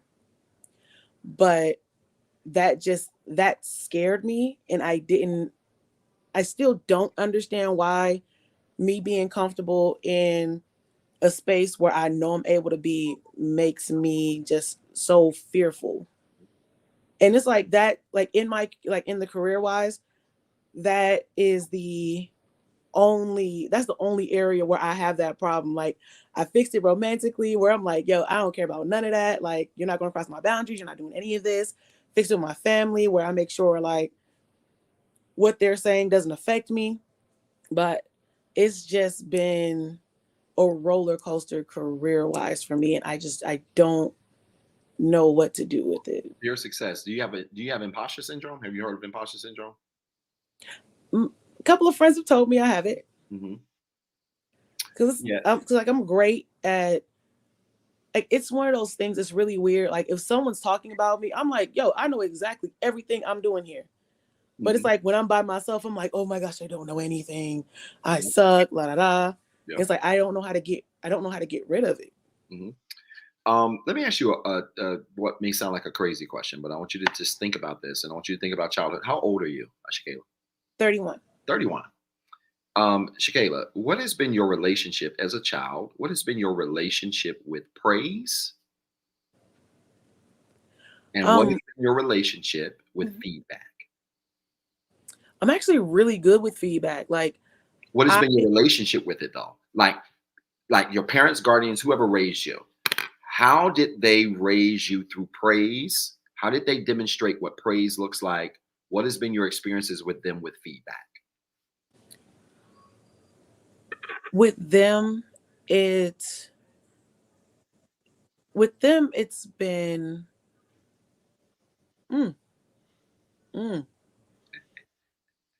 with them, it has been,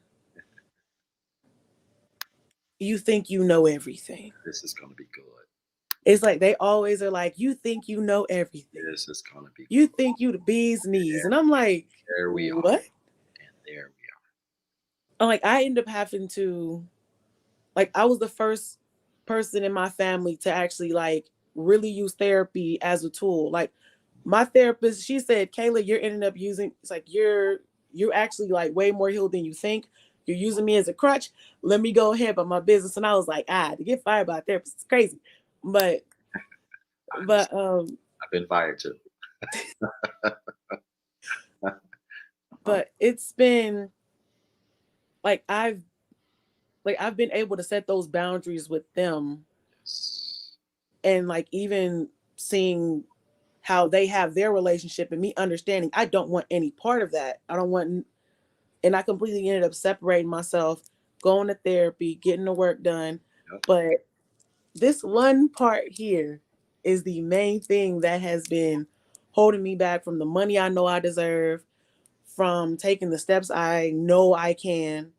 And it's just been an ongoing battle for like the past 2 years. Yeah, I think we need to heal our relationship with feedback and praise. And the reason why I asked you that question is because this is a common question. I've heard this question before. It may feel unique to you, but I'm looking at the comments while you probably see me looking away because I'm checking out what people are saying. And a lot of people are saying, yeah, great question, sis. I understand and I can relate. It's more common than what you think, but it's typically rooted in childhood trauma. I can 100% see that. Like my mom, hopefully she ain't watching this. If you are, hey, let me say this before you say it about mama. Let me say this. This is important, and you need to hear it. Your mama need to hear it, and everybody on this call need to hear it. Everybody wounds their children.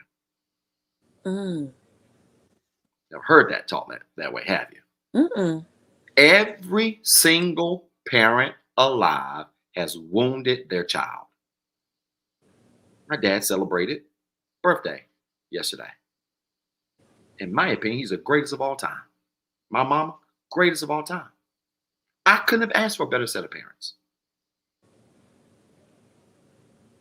We got grounded for bees. My daddy Phi Theta Kappa. don't know if you ever heard of Phi Theta Kappa. Yeah. He made 2 B's in college. 2. He has a PhD from Virginia Tech. 2 B's in college. And he swears to this day that one of them professors gave him a B because he was a preacher and that professor was an atheist. He swears it. We got grounded for B's. Now, were they great parents? You better believe it. They are great parents. I couldn't have answered nothing better. But let me tell you something that I figured out when I got to college. I was a nerd. Girls didn't talk to me in high school, middle school. I couldn't buy a date. They wouldn't give me a date if it was free. But when I got to college, somehow, different environment, grew up a little bit, all of a sudden I was cute. But you know what? Women had to show up perfect or I wasn't interested. They had to do things the way I liked it, respond the way I liked it, or I wasn't interested. Where do you think that came from? It's called a perfectionism woman.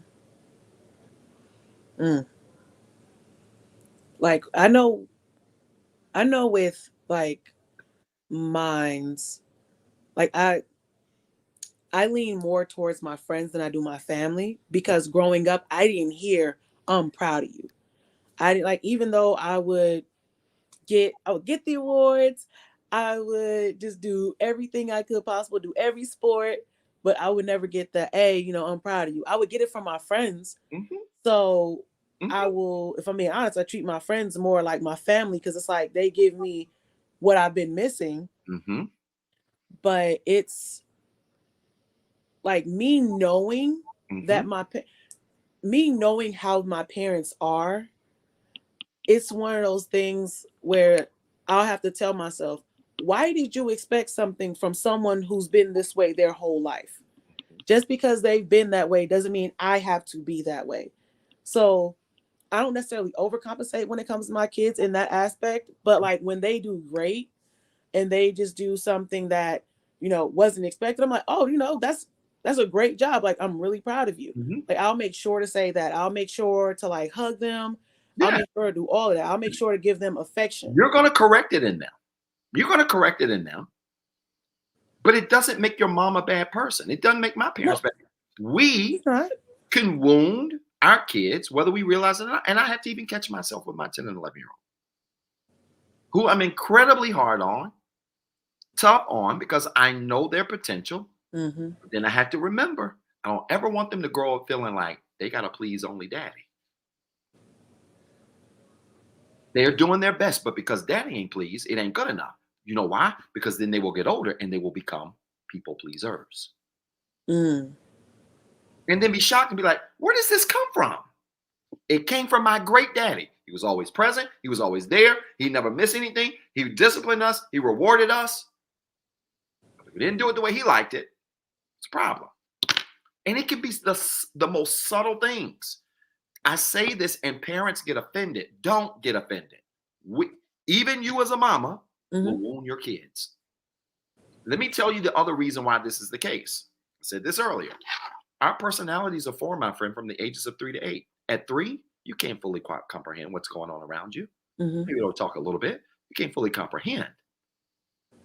But the problem is, at 3, if you can't fully communicate what's wrong with you, and I, as a parent, try to give you what I think is wrong with you, we create dysfunction.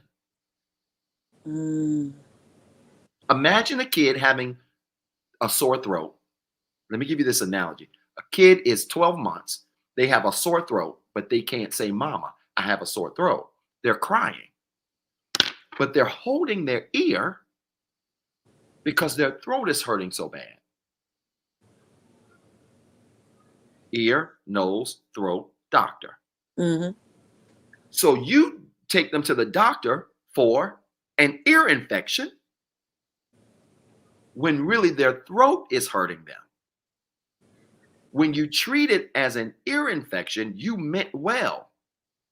But you're treating something that they can't communicate. Childhood trauma works the same way. A child whose personality is being formed from the ages of 3 to 8 can't fully communicate what's wrong with them. And a parent can mean well and still get it wrong and create damage. This is what makes parenting so hard. I'm not disparaging nobody's parents tonight. But this is a fact.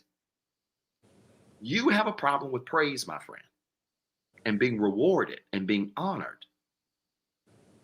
And it is manifesting as an adult with by you feeling a sense of discomfort when you're in spaces that you belong, that you can excel in, but you haven't been taught as a child how to be motivated in bigger spaces, uncomfortable space. My daughter's 6th grade on the 8th grade volleyball team. She made the team. She's only one or two 6th graders on this 8th grade team, maybe like 2 or 3 7th graders and all 8th graders. She made the team, only 2. And she's going through a little period because she's fighting for playing time. These girls are good. They hit like grown women out there. She's fighting for playing time, but she's discovering something. I'm discovering something.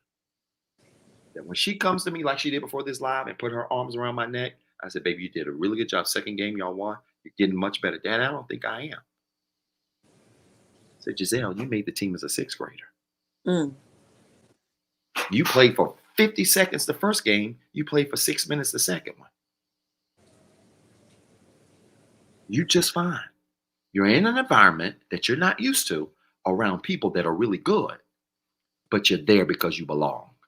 You know how that translates when she gets a job opportunity for a promotion that she thinks she can't do?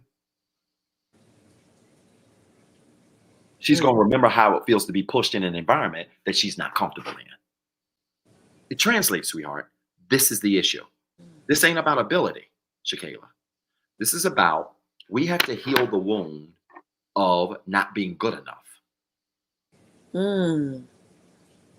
Because I can also make this connect to worthiness too. Well, Doc, I know I can do the work. I know I feel qualified. I know I belong. Well, if that's the case, why don't we feel worthy? Why are we afraid? Or why don't we feel worthy of success? Tell you why we feel worthy of success. A lot of people don't feel worthy of success because they haven't been taught or praised through challenging environments and praised in success. And I'll tell you how this manifests. When you've never been praised in success, you'll do things like brushing off compliments. Hey, Shakayla, you did a really good job. No, it wasn't all of that. I mean, I just did what I was supposed to do. Yeah, that's 1000% right. It is a very unhealthy relationship with praise. And it sounds like humility to you, but it's really an unhealthy relationship with praise. So then how do we fix it? How's that? By fixing your level of worthiness, by fixing worthiness. You journal. Yes. We're hearing a theme, right? I believe strongly in affirmations. And I believe the things that you affirm become a part of your long-term health. An emotion is really nothing but a belief that you've held on to that is manifested into a feeling. That's all it is. An emotion is a belief that you have not let go of that is manifested into a feeling. You cooking. You cooking. You cooking. How do we address it? We change the belief. You change the emotion by changing the thought. It's mental, emotional, spiritual, physical, financial. Not emotional, mental. It is mental, emotional, physical, what else? Spiritual, mental, emotional, spiritual, physical, financial. So affirmations are important. We need to work on worthiness. The easiest way to work on worthiness is by reestablishing your values, reestablishing the things that make you who you are. What are the things, as journal prompts, what are the things, I would set a couple of prompts, what are the things that really make me special? What are the gifts and the talents that I possess that make me special? What are the abilities I possess that make me special?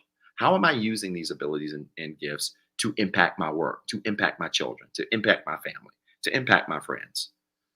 You are going to begin to draw out a map of things that validate your worthiness, not to me, And you begin to involve yourself in activities, whether it's at work, extracurricular activities outside of work, activities with your family. You will involve yourself with activities that speak to the things on that list, your abilities, your skills, your knowledge, your wisdom. You're going to begin to involve yourself with those things. And the list that you've made for yourself that validates what you know to be true, you will begin to share with the world through your work at work, through your children, through your family. And in doing so, you don't need external praise because you have it from what you've laid out for yourself.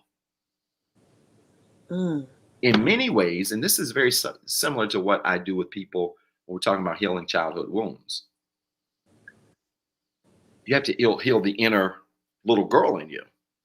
And this writing these things down about how you're exceptional is like telling the little girl in her how special she is. Mm. You write down your special skills, those special abilities, those special things you bring to the table. It's like you're talking to the little girl in you and you're giving her the affirmation you didn't receive. That begins to change the tide of worthiness, which then turns how you start to perceive yourself. Does that make sense? Yeah, that makes fantastic sense. I would be very over dramatic, but I want my kids to be like, "Mom, what's this? What are you doing?" I'm like, mind your business. How old are your kids? How old are your kids?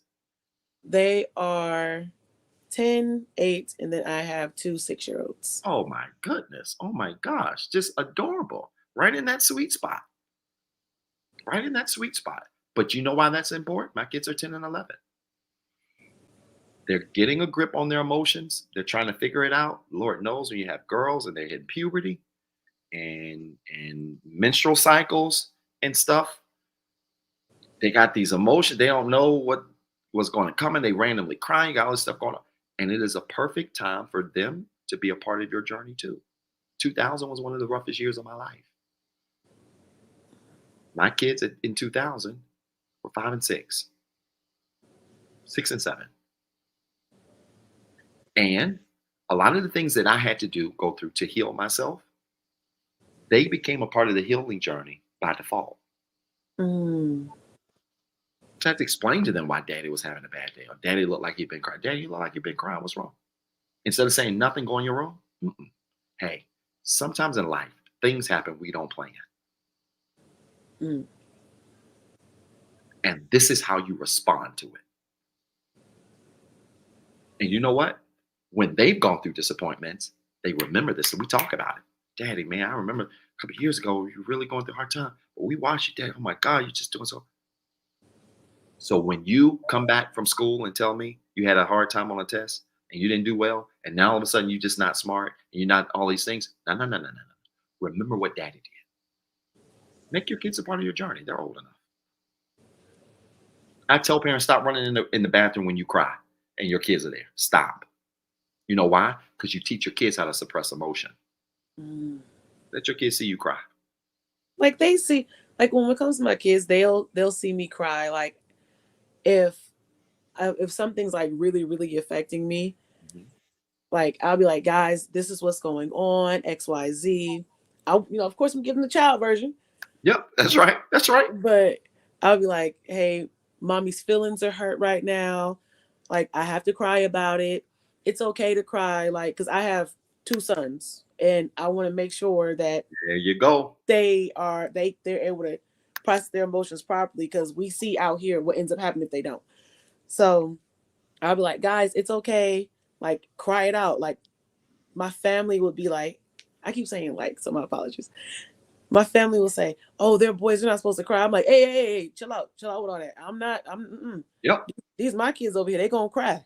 Yep. They gonna cry, they gonna have a good time doing it. And when they done crying, we can come on and talk about it. So it's like I'm doing to my kids what I did not get, because I was told a child is supposed to be seen, not heard. Mhm. So with me letting my kids be open with me and being like, hey mom, this what happened in school today. And I'm like, in my head, I'm like, I'll go punch a little kid, but I'm not gonna do that for real. I can't do it. I get what you're saying. I understand. Trust me. I get it. But you're doing it right. Your kids do need to experience that, and they're gonna have a healthy relationship with emotion. And that's okay. And they've got a disadvantage that we didn't have. They got more technology and more things flying at them, and it just consumes them. They feel overwhelmed. My daughter told me last week, and I really felt bad for her. She broke down and cried. She made this team. She's studying now more. She's got a lot of hours. She got a responsibility. She has to do chores when she gets home. She has to do homework. Daddy, I'm just overwhelmed. She started crying. And to me, at her age, that felt like fun. You made a team, you got all this stuff. But then I had to remember they also have TikTok and technology, and they got comparison, and they got all of this stuff, and they're overwhelmed. And so, what I do as a father is try to keep them grounded to reality. Eat your food without your phone. Put your phone down for 3 hours. Go outside. My kids love to play outside. Oh yeah, I kick my kids out the house. I'm like, they'll get home. Yes. I'm like, guys, going outside. Ain't no TV, ain't no games. Y'all going outside. Y'all play. Use y'all imagination. It keeps them normal, my friend. It keeps them grounded in reality. It does. And you become an example to them by them seeing you go through your phases of emotion and your emotional challenges, and showing them how they should be processed. So yeah, continue to show emotion in front of them, but let them be a part of your healing journey. But I want you to remember what I said about emotions. Oof. I don't want you to forget that. I won't, and I ain't gonna hold you. I'm gonna go back. I'm gonna rewatch everything again. But it has been a pleasure, Shakayla. I would love to talk to you again. You keep me posted. Let me know how things are coming along. And the best of luck to you. But I hope to talk to you again soon. Thank you so much. You have a great night. My pleasure, my friend. You as well. That was an awesome call, y'all. Very good call there. Yeah, man, we gotta teach kids how to manage emotions. We got just over 500 people still on tonight. At one point, we were right around 600. We got to teach kids how to manage emotions. And yes, I do want clips from these, Coach Sean. I do, especially that definition of emotions right there. That was wicked. Who remembers the definition of emotions that I just gave it? Who can type that in the comments? Definition that I just gave of emotions. Who can type it? Who remembers it?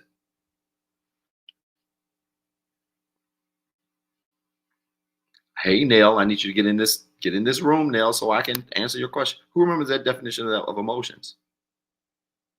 Emotions are beliefs. What? Keep going. I said a lot. Nobody remembers that. Y'all ain't taking notes. Y'all are not taking notes tonight. Emotion is a belief that you have held on to that is manifested into a feeling. Ebony Montego. Ebony Montego.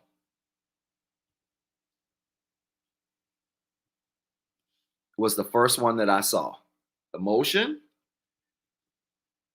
is a belief that you have held on to that has manifested into a feeling. Hey, Ebony, I want you to email me at info@zebthethird.com, and I want to put you in the value system for free.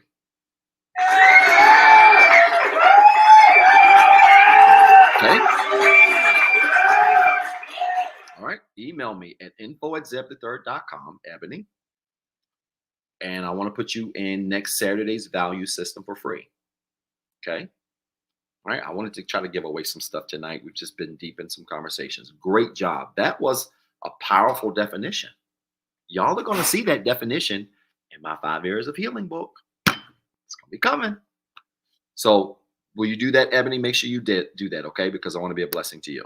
All right, we got 3 more calls, y'all. I got Des next. I got Ashley, and then we're going to end with Miss Antoinette. She's come back to see me. And we're going to get it. Are y'all supporting the show? Some of y'all said, Doc, are you going to leave it up? Not if y'all ain't supporting the show. I'm not. How am I going to let y'all replay these people over and over and over again? Y'all not supporting the show. I'm absolutely not going to do it. Support the show. Support the show. All right? And Ebony, don't forget to email me so we can make it work. Des, I'm bringing you on. You look comfortable. You ready? Des look like she at the Marriott somewhere. Got a towel around her. Just came out of an ice bath. How you doing, my friend? I think you're muted. I'm actually fighting COVID. So, Oh no, you have yeah. COVID. So I'm sick. Oh my goodness. Well, let's make this fast. You don't have any business talking to me. You've been waiting a while. No, it's fine. I hope I you really feel better. appreciate you Oh my watching the show. goodness. Hope you feel better. What's going on, my friend? What can we help with?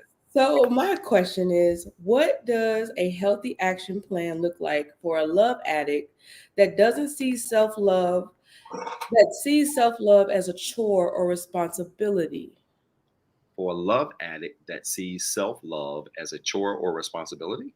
Yes, like self-love doesn't seem as rewarding as when you were in like a toxic trauma bond relationship, because there's a lot of dopamine and cortisol Bingo. going on there. So, but the dopamine feels like crazy high, and then the cortisol feels crazy low. So what does an action plan look like for somebody who deals with love addiction when self-love just seems like a chore or responsibility? Let's deal with the dichotomy of the word love addiction. Okay. Oh, this is going to be good, Coach Sean. It doesn't feel ironic that the words love and addiction don't belong together. Mm-hmm. An addiction is anything. An addiction is a state of being where your behaviors supersede your thoughts and your emotions. Mm-hmm. I want you to remember that definition. An addiction is a behavior that exceeds your thoughts and feelings, which means you can know something's wrong, you can believe and feel something's wrong, but because you're addicted, you will do what's wrong regardless.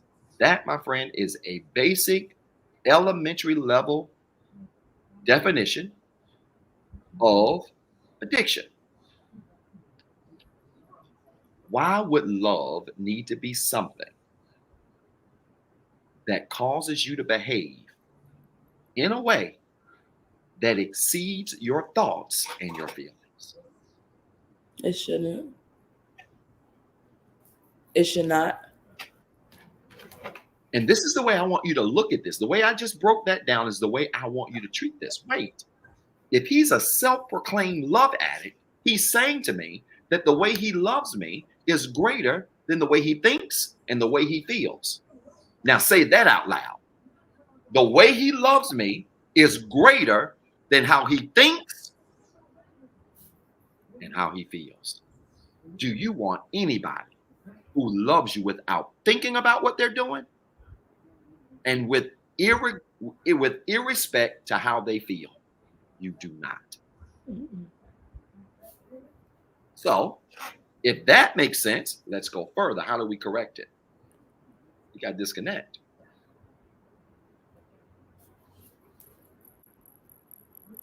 Ever seen the movie New Jack City? Yes. Probably know where I'm going with this. I got a t-shirt that's coming online that says the Pookie Experience. Addicts only get clean until they go through one. We only heal from addicts when we go through a Pookie Experience, which means we have to be pulled away from them. We may have withdrawals. We may desire them, but you got to fight it.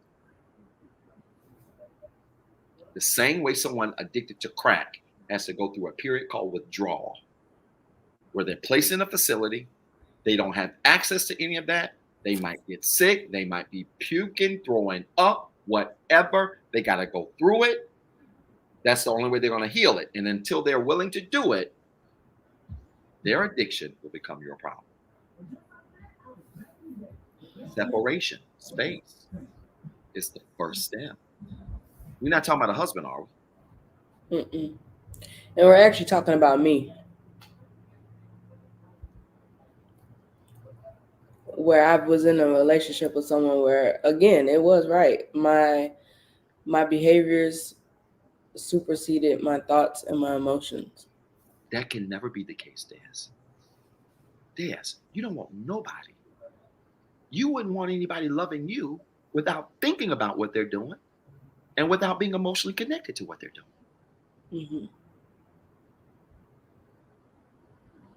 And this is the problem that I have with modern culture, because modern culture makes love teaches love in a way in which love is kind of one of these things where love is it just has a mind of its own. You can't control it. You can't take. How many people have told me, Doc, I can't control how I feel. I can't help how I feel. Yes, you can. You can help how you feel. Your thoughts, your beliefs should be telling your feelings how to feel. Mm-hmm. So love should never control us. This is going to sound so counterintuitive. Love should never control us, sweetheart. Love doesn't control us. Love becomes the healthy love. Let's be very clear here. Healthy love becomes the outward manifestation of healthy thoughts and healthy emotions. Remember that. Healthy love becomes the outward manifestation. Healthy love is the outward manifestation of healthy thoughts and healthy feelings. So if you want to correct how you love, guess what we got to correct? We got to correct how we think. And in turn, we can correct how we feel. That's right. Mm-hmm. Now,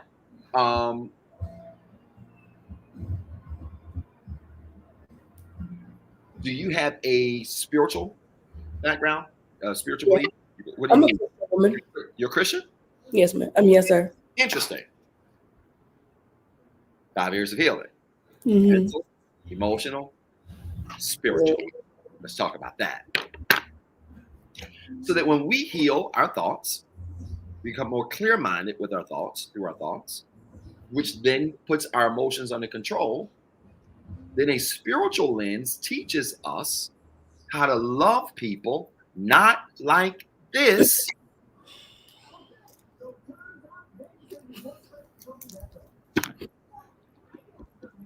which means you love them enough to be in proximity with them, but you ain't squeezing them enough to where they're suffocating and can't breathe.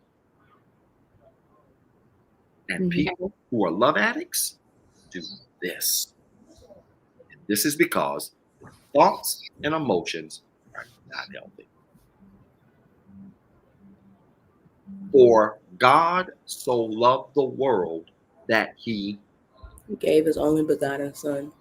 gave, not grabbed. He released, not held on to. Mm-hmm. He released. Your spiritual foundation, sweetheart, teaches you how to love people and be able to love them like this, and when necessary, give them the space so they don't feel suffocated by our thoughts and our feelings.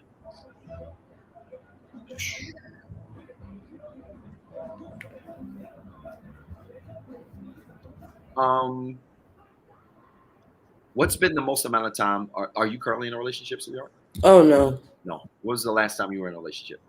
I'm actually on 1 month of no contact. How long was that relationship you were in? 3 years. 3 years. Yeah, I think a 6-year break would be great for you. I mean, not 6 year, Lord. Look, I'll be like, look, you're not the first person. I'm sorry, it's getting late.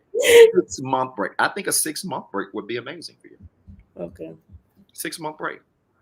Right? That's taking into consideration the low end. 2 months for every year. 6 months where we're not going to date anybody. We're going to practice celibacy. We're going to really use this to get recentered mentally, emotionally, and spiritually. We're going to work on our fitness and health and well-being, dealing with COVID. We're going to work on this stuff and really give this a shot. Step back from love so that we can have a healthy view of it. Does that make sense? Let's take 6 months off. This is good. This is winter time. I know it's cuffing season. We'll be all right. Get extra blankets. We'll be okay. Whole lot of us gonna be single and cold this winter. It's what it is. But do that so that you can really take a step back and we can see love in a clear way. It's gonna be hard some days. Some days you're gonna crave love. You're gonna crave companionship. You're gonna crave somebody's hand to hold if you've been addicted to love, just like Chris Rock craved crack. That ain't the time for you to pick up your phone, go through your contacts, call somebody up to just go get a dinner. Don't do that.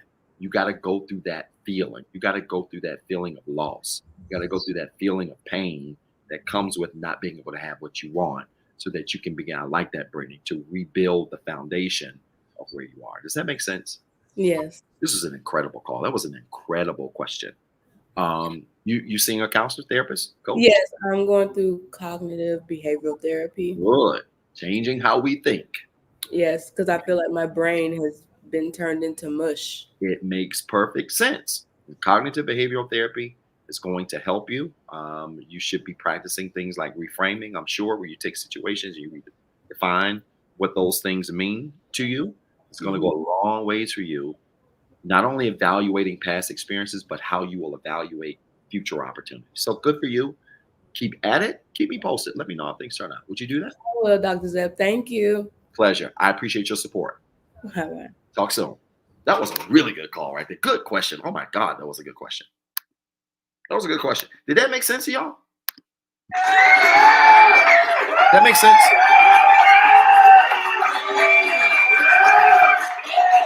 Does that make sense? That was really good, right? An addiction is a behavior that exceeds our thoughts and feelings. We talked about healthy love. Oh, that was a powerful call. All right, I got two more, y'all. Y'all, it's 11:16. Ashley and Antoinette are gonna make sure that I'm done in 10 minutes, right? We're gonna try. They have waited to the end, and we're gonna try to be done in 10 minutes, y'all. And listen, we've kept most of our viewers. We've been right around 600 for the last 2 hours. Y'all have been on, and I appreciate your support. I hope y'all have supported the show, or I'm taking this down. I really am. So I hope this has been helpful here. But no, he with someone else triggers pain. Yeah, this is good. I'm staying warm with lives with Doc Bay. Well, good. I'm glad I'm helping you stay warm with the lives, because Doc Bay be freezing sometimes at night. But anyway, different conversation. All right, Ashley, you there? Hi, Ashley. I'm bringing you on. What's up? Hi, how are you, Dr. Zeb? My friend, it's a pleasure meeting you. You as well. Thank you for having me today. My pleasure. I appreciate you waiting too, by the way. What's going on? I have a question. Yeah. And my question is, I was with someone for quite some time, and now we're separating, and we always had different beliefs. I was raised in a Christian home, and he was raised otherwise, and I'm from the Caribbean. Okay. Um, and in my country, we practice different things. So in the separation, I have a daughter. And I've always expressed my concerns regarding his mom, Okay. which she practiced otherwise. Mm-hmm. So that always have been a concern for me. Every time I express it, it's usually, well, you knew about it, should leave if you knew you couldn't handle it. Um, so now that I'm going through the separation, I want my daughter to be able to communicate with his family and be okay with him. However, I always have that fear where the mom would, you know, use her practice on my daughter. I'm not sure how to handle that situation. What did you say they were practicing again? So she practices voodoo. Mm-hmm. Yep. And I do not believe in voodoo whatsoever. Mm-hmm. I respect her decision. However, for me, I feel like there's no boundaries, meaning the son doesn't set any boundaries. She says whatever she wants, whenever she wants. Mm-hmm. So my concern is now, okay, so if my daughter goes around, and I would love for my daughter to get to know her grandmother, of course. Mm-hmm. Now, how, if my daughter's around, how is she going to handle that situation? And I've seen how she behaves. So it's like a great concern for me because, again, I'm raised in a Christian home. I do not want my daughter to be partaking in any of those activities whatsoever. Do you all have shared custody? You only, or do you have sole custody? So right now we're just managing the best we can, which is, um, I take her whenever I can. He takes her whenever he can, and we're trying to work it out without getting the law involved. However, Good. again, due to my culture, you get blame if you get the law involved. They tell you, oh, in Haiti, that's not how they do it. I have a lot of clients from Haiti and the Caribbean.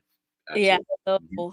So it's been really hard trying to compromise my boundaries, honestly, and trying to be decent to his family. And I just don't know how to handle the situation because it's like, okay, when I express them, it's like it's been dismissed. It's because I'm, how you say, he says, it's because I'm paranoid. It's always about me, so I'm not sure what to do. And I promise I try my best not to make everything about me. Mhm. I think this is easy.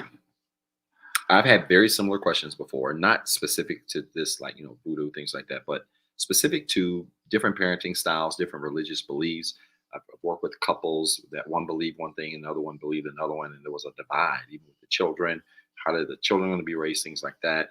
I mean, biblically, as a Christian, you would understand biblically, the Bible talks about being equally yoked, and that's more than just being with someone who believes like you do. It's being with someone who shares the same values and principles and beliefs, you know, values towards money. It can cover a wide variety of things. But I will tell you, everybody that I've talked to in this particular position, I've said the same thing to, and I'm going to say this to you, sweetheart. Culture is not greater than right or wrong. Mm. Now, when I say that to my clients from the Caribbean, oh, doc, you don't know my mama. I can't say that to my mama. How dare you speak against the culture? I just did. I've had to look 60 and 70-year-olds from the Caribbean in the face and say, your culture ain't greater than what's right or wrong. It ain't. Right and wrong will always be greater than culture. You know why? Because culture has infused in it man and woman made principles. Mm. And at any time something has man or woman's hands in it, it can be tainted. Mhm. So I don't care what culture you're from. I don't care if you're just plain black. I don't care if you're plain white. I don't care if you're Mexican. I don't care what you are. Your culture ain't greater than right or wrong. I have clients, to put this in a different perspective to lighten up the mood. I have clients that are Italian. Mm. It's funny, right? And in the men that are Italian, very bravado, right? It's very stereotypical, very bravado. And y'all do sessions with them, and they're having relationship problems with their wives or girlfriends, and they'll be like, "Doc, just forgive me. I mean, I'm Italian. We're loud. We can be rude sometimes. I don't care, and you're wrong. You can be loud, rude, and wrong. Got it. Yep. Really, Doc? I'm Italian. That's what we do. That doesn't make it right. So That's let's start there. I respect your culture. I respect the culture you come from. I love my Caribbean clients. They're so freaking awesome. You guys are beautiful people inside out. But sweetheart, your culture ain't greater than what's right or wrong. And the reality is, if you feel this deep conviction spiritually about your child and what she's raised around, hmm you need to continue to have serious talks with her father so that you both put her in the best position possible mm. to grow into the person that she really can become. I'm going to tell you how what does her father say about his mother's behavior? So, I mean, we had the conversation not too long ago. So, he says, "What do you want me to do?" She Mhm, believes what she believes in. I can't do anything about it. mhm. So, it's just what it is. But what does he believe about putting his daughter around her? Does he share the same apprehension, or he just thinks it's not a big deal? He doesn't think it's a big deal. However, he stated, again, from the conversation we had, do you think my mom would hurt my daughter or try to do something if I'm her son?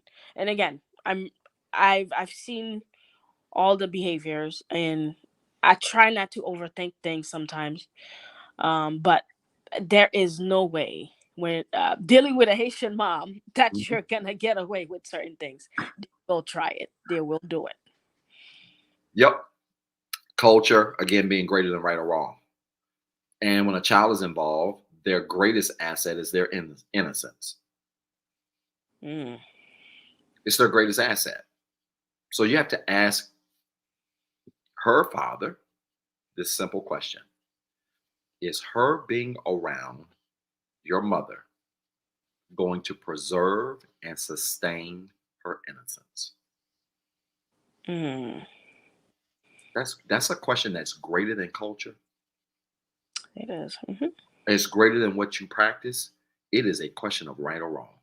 That even if I believe in voodoo and I practice that, do I have enough respect for her as my granddaughter to do what is right to protect her innocence?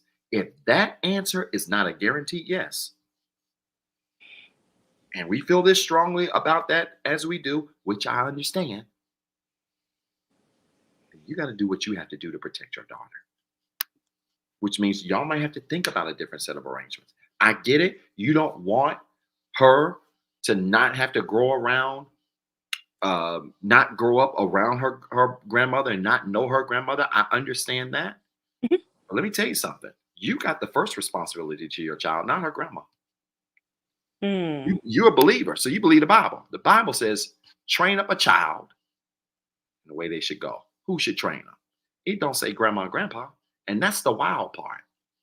A lot of people have been raised by grandparents and uncles and aunts, and they did the best they can. Mm-hmm. But God requires parents to do it. And there's a reason.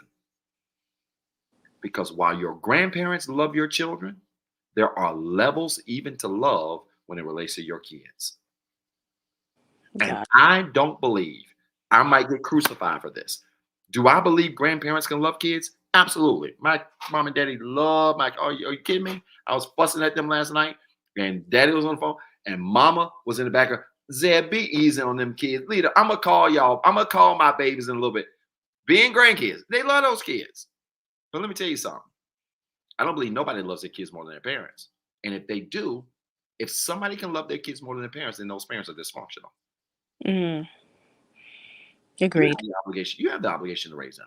You need to have this serious conversation about him and ask about preserving the innocence of your daughter. How old is she? She's only one, turning two soon. She's a sponge. She's a walking sponge.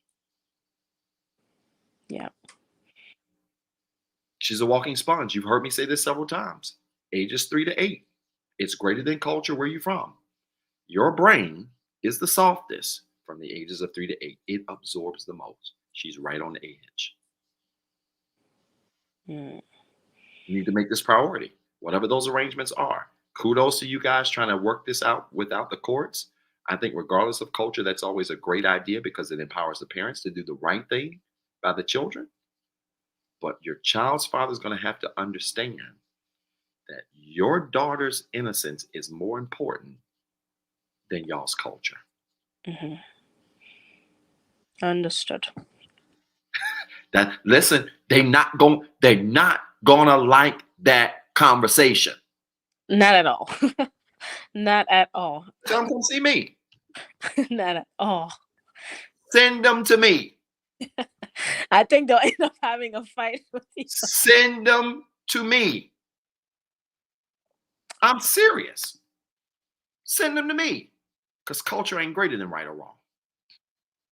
It's not. Mm. You gotta protect your daughter's innocence, sweetheart.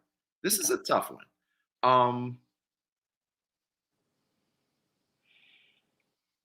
This is I need you to follow up with me. I don't know if you're seeing anyone. I definitely need you to follow up with me. These are the kind of calls that keep my brain up at Mhm. night. I need you to follow up with me. I would love to get a follow up with you because, yeah, there are a few more questions I would really love to dive into, and I want to preserve the integrity Mhm. of your situation, and obviously your 1-year-old daughter. Um, but there's some deeper things we probably need to tap into as well, Got it. specifically related to your relationship with him. Mhm. His relationship with his mom, I think, has a lot to do with this. I'll tell you why, and I'm just gonna just say this to preview it. You shouldn't even be fighting this battle with his mom. Who should be doing it? You should. See, in marriages, there's this thing, my friend, called order. Mhm. You have no business fighting against his mama. He should be doing that. And even if y'all ain't disagreeing, his job is to make sure that all is well on his side related to you. And your job is to make sure all is well on your side related to him. Mhm. Not, well, that's mama, she ain't gonna do. Uh-uh. Hmm. So we probably need to go a little bit deeper than this and and explore. I would love to. I'm serious. Shoot me an email. Shoot me Okay. an email. If you're interested, I'll figure it out a way to make it work. This one is important to me because we got a 1-year-old involved. I don't play games about kids. I don't. Mhm. Okay. Is this helpful? I hope.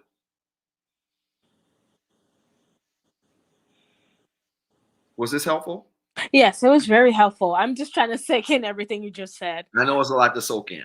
I Um. really want you to remember what I said about innocence and Got. culture. Innocence and culture. Innocence, culture, and truth. Got it.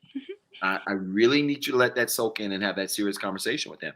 And again, a lot of cultures really struggle with this. I know what you're going to be up against. Some of us, we treat our culture like gods, and it ain't. I don't care if it's black culture, Haitian culture. I don't care what it is. Every culture got its flaws, and when we sit up here and play with them and act like they don't, and we put our culture above morals and ethics and right and wrong, Mhm. then our culture has us looking crazy and doing crazy things. It's not acceptable. It's not acceptable. It's not acceptable. All right. And thank you so much for the advice. A lot. I really hope it was helpful. I mean that sincerely. You reach out to me, let me know if I can help more. I mean that. Please follow up with me, okay, Ashley? All right. Thank you so much for having me, My Dr. Lynn. pleasure, my friend. Have a good night. Bye bye. Oh, that was a tough one. I don't like that. I don't like that. I don't like that. I It just goes to show the power of um spiritual people. Doc, why you got spiritual as part of your 5 areas of healing? Well, when I created the 5 areas of healing, I put spiritual there because I believe what we do spiritually is the foundation of everything that we do. And I believe it requires a spiritual foundation for you to be able to accomplish certain things in your life. But Lord knows, to be a parent, you need to have some kind of spiritual foundation. Because when you're raising a child, you ain't gonna always know what you're supposed to do, what you're not supposed to do. You're not gonna always know what's best for them. And if you don't have some kind of spiritual guide, you're gonna have your kids doing crazy stuff. I just believe that. Parenting is hard enough as is. And these kind of calls right here jerk on me. The worst thing you can do is take a kid's innocence. That's why I think pedophiles ought to be thrown under the jail. Put them under there with Jeffrey Dahmer and put some hot sauce on them. I meant what I said. There's just certain things I don't believe in. Now, it's a good question. What about atheists and spiritual pillar of healing? Yeah, I've got clients that are atheists too. It's funny. I have clients that are atheists. And part of the reason I believe that's the case is because I've been blessed. I have a God-given ability to relate to anybody. I even had one client that came to me as an atheist and now they're a believer. And I wasn't trying to convert them. We were actually walking through solving their problems, but they got to a place where they realized that it required belief in a power greater than them to solve certain problems in their life. And that's when the door opened. So this stuff applies to anyone. Okay. Antoinette, kudos to you for waiting. I think you were first. You were first, and then somehow dropped out the line or something like that. I believe is this the same Antoinette? Yes, I was having some technical difficulties. Sweetheart, I am so glad you're back. I know we're over, but we're going to listen to your question and walk you through it. It's a pleasure to meet you. Thank you so much It's, for calling in. it's a pleasure to meet you, Doc. And I just want to say, first and foremost, thank you for all that you do because it has truly been a blessing and a help, not only to me, but I'm sure all these people, obviously, you know. So we need you in this day and age, and so we're grateful for you. That means so much to me, sweetheart. It really does. I mean that sincerely. Thank you so much. It never gets old. Thank you. Well, I'm gonna try to make it easy for you tonight because I need to be on your couch, but since this we ain't got that much time. Um my most challenging thing in the moment, and I see it permeates in my life, is my relationship with my family and trying to maintain and uphold my boundaries. Okay. And because I've had such a challenge with that at this stage in my life, I would want to live closer to family because right now they're in the Midwest and I'm on the West Coast. Okay. But every time I go home to test the waters to see if I want to move closer to home and how I can make it work, they remind me why I still live on the West Coast. Yes, ma'am. Yes, ma'am. And but now that my dad is getting older, my grandmother's in hospice, I really need to be there. But I do not like family drama. I don't like being sucked in. They have very interesting ways of manipulating and conniving. Some of my family, not everybody. Mhm. You know, doing things that because I'm more of one of the mellow people, easygoing people in my family, Mhm. um, it's really hard for me. And if I stay with them too long, I know I get sucked in to their shenanigans. And it's really hurtful. I want to be there for the good times and the bad, but I'm tired of being mistreated and abused. And they try to do that to me while I'm this far away. So I know it'll be h- hard for me if I move closer to home. Mhm. Yeah, I get exactly what and I couldn't help but laugh as I was hearing you say, well, every time I come back, I'm reminded of why I don't come back, right? And the holidays are coming up. It's the fall season, and it's holiday central, right? You've got Thanksgiving, you've got Christmas. Those are big times where people migrate back to home to engage with family members, and I have clients. I try to enjoy some holiday time, but I'm busy during Thanksgiving and Christmas because people have a real anxiety about being around family members. Like, Doc, I got to go back and deal with these people. Like, help me, that kind of thing. So I know exactly where you're coming from. And if you just look at the comments, people are even saying, church to that right now because that's a real thing. I want to say to you that it is still possible for you to be able to come back around family, around friends that awake these kinds of negative emotions or anxieties within you and still have boundaries and be able to engage at the same time, right? Look at it this way, Antoinette, Miss Antoinette. You Just because I have a fence around my house doesn't mean you're not welcome in. Okay, the fence is designed. I teach boundaries as fences, two-sided. Boundaries are two-sided. They protect us from what's on the other side. They protect us to things that are external to us, but then they also protect us from ourselves. They ensure that we don't run out in the road.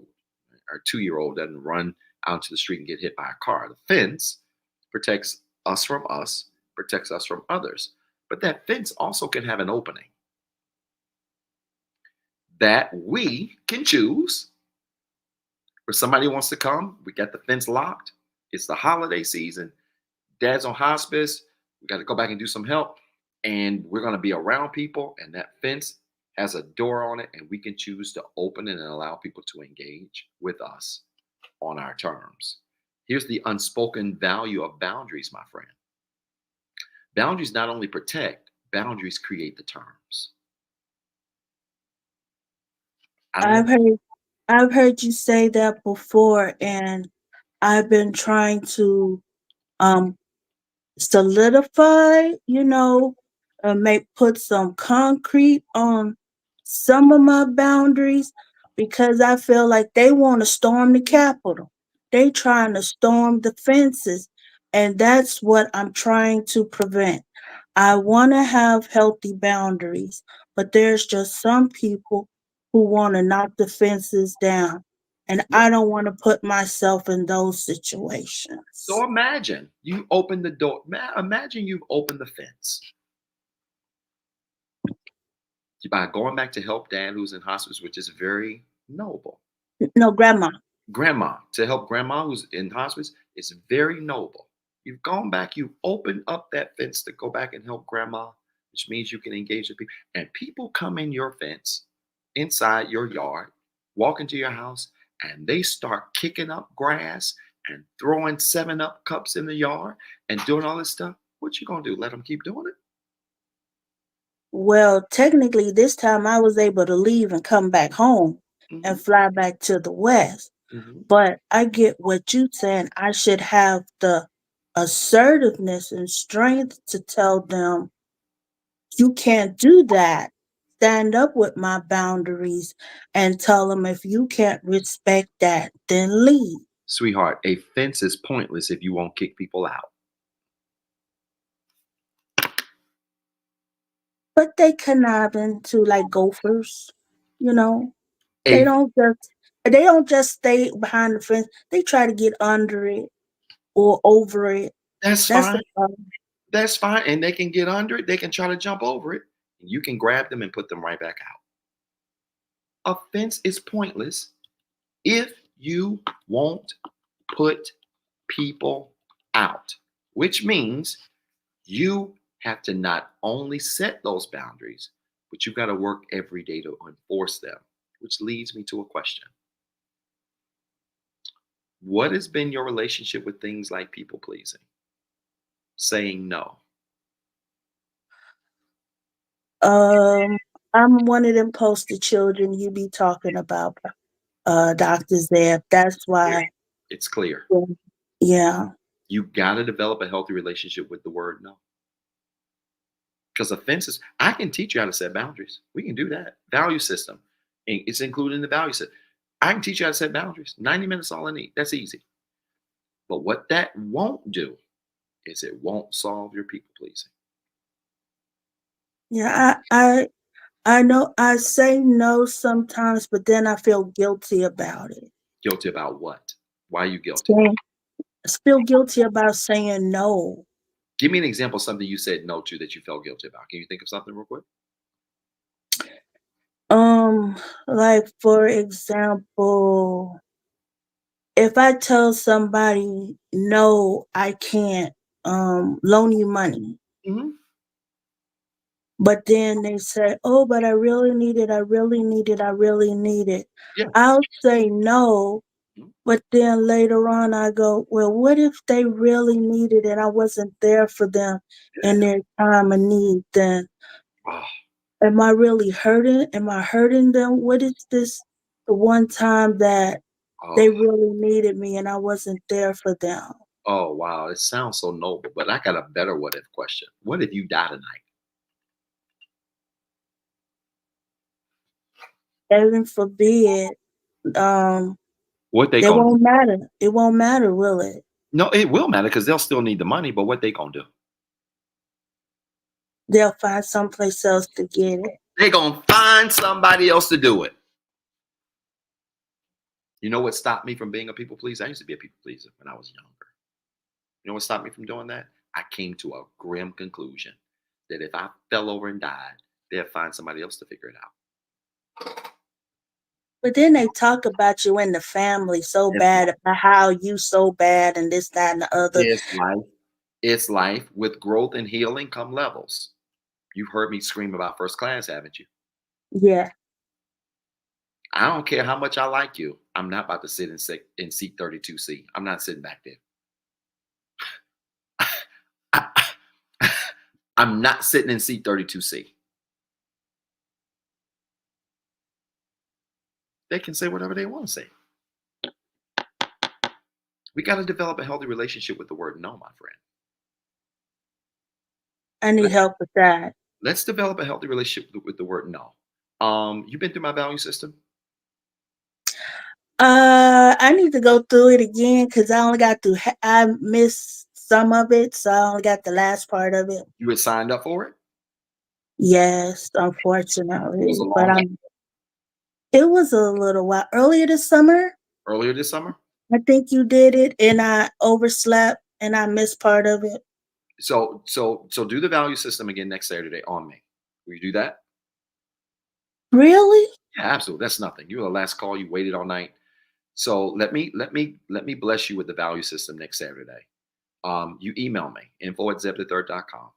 Email me so I can get you the registration link. You take that on me. I want you to be there. Don't miss it. I won't. Because I want you to hear this system so that you can identify your values and begin to align your life with it. There's a part of that that deals with boundaries that I get into. I spend about 10 minutes 15 minutes talking about boundaries. But then at some point, Miss Antoinette, we might need to think about doing some work in the future and getting a healthy relationship with the word no. And that's what I'm concerned about here. Because again, you can know your values, you can set boundaries, but if you don't enforce the fence, then what's going to happen is, yeah, you'll fly out to the Midwest, you'll be there for a day or two, they'll get on your nerves, and instead of you confronting or closing the fence, you'll just get a plane ticket and run. And I'll tell you this, that avoiding the conflict of no is just as dangerous as having a healthy relationship with the word no. I'm going to say that again. Avoiding the conflict of saying no is just as dangerous as having an unhealthy relationship with the word no. There are a lot of people that are conflict avoiders. They are runners and track stars. They don't want to be involved in something that's difficult or that has conflict, that feels like drama or tension. They don't want to feel like they're rocking the boat. And so they will run. But what you don't realize is your avoiding it makes you no better than a person that has an unhealthy relationship with the word no. You're one and the same. Wow. We need to correct that because that has a direct correlation, my friend, to being a people pleaser. A yes, ma'am. It has a direct correlation to that. And how do we do it? We fix that by fixing things like, because you mentioned earlier, guilt, right? There are a lot of, just imagine, I need a whiteboard. I need to start doing a whiteboard on these lives because I like to draw. That's why I have this pen here because I have my stylus or my iPad. But if I was doing like a little tree, and I had the word no and then did some branches from it, there's some emotions that stem from that. Guilt, shame, fear. There's an association between no and fear. What if they don't like what I do? What if I get rejected? What if they It, kick me out of the family? There are a lot of emotions that can stem down from the word no. And those are the words, those emotions, Miss Antoinette, are the words we need to deal with. We need to deal with those emotions so that we can get a better relationship with the word fear. So I would simply have you just, it wouldn't take long a session. Okay, we have a problem with the word no. Why do we feel that way? You said guilt tonight. I would have you give me a list of 7 to 10 emotions that you tend to feel when you say the word no. And those are the problem spots. We then need to deal with those words. Guilt, where is that stemming from? Why do you feel a sense of guilt? Because I don't want anybody to feel left out. Why? We just need to dig into those emotions and you repair them, as Antoinette, one by one, so that you begin to repair your relationship with the word no. Does that make sense?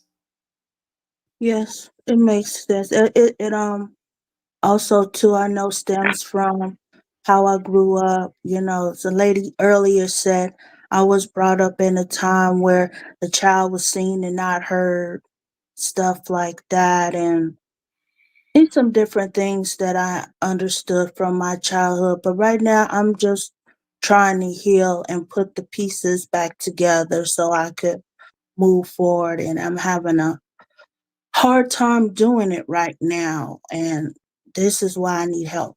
Yeah. What you said about childhood is spot on. And some of this is generational too.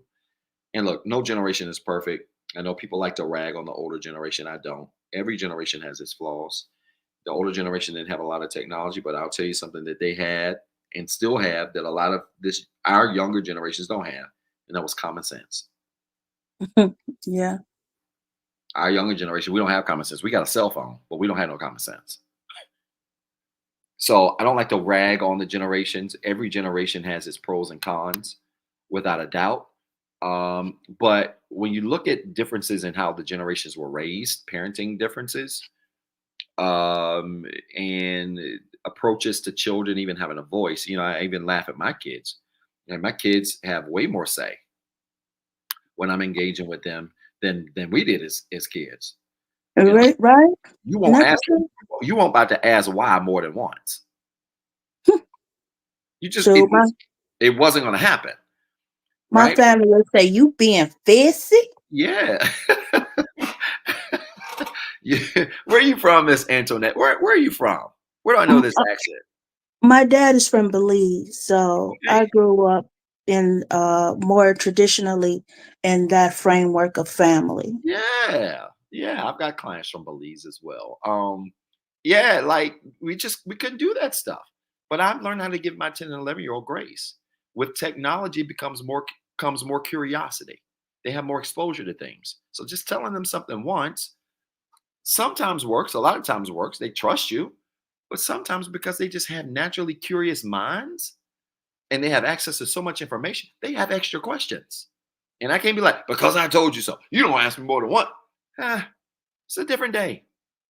And they don't do it Yeah, as a sign of disrespect, right? And so, again, it's yeah, what I said earlier. Sometimes parents do want their children regardless, but sometimes they do it and they just don't know they're doing it. They're doing the best with what they can.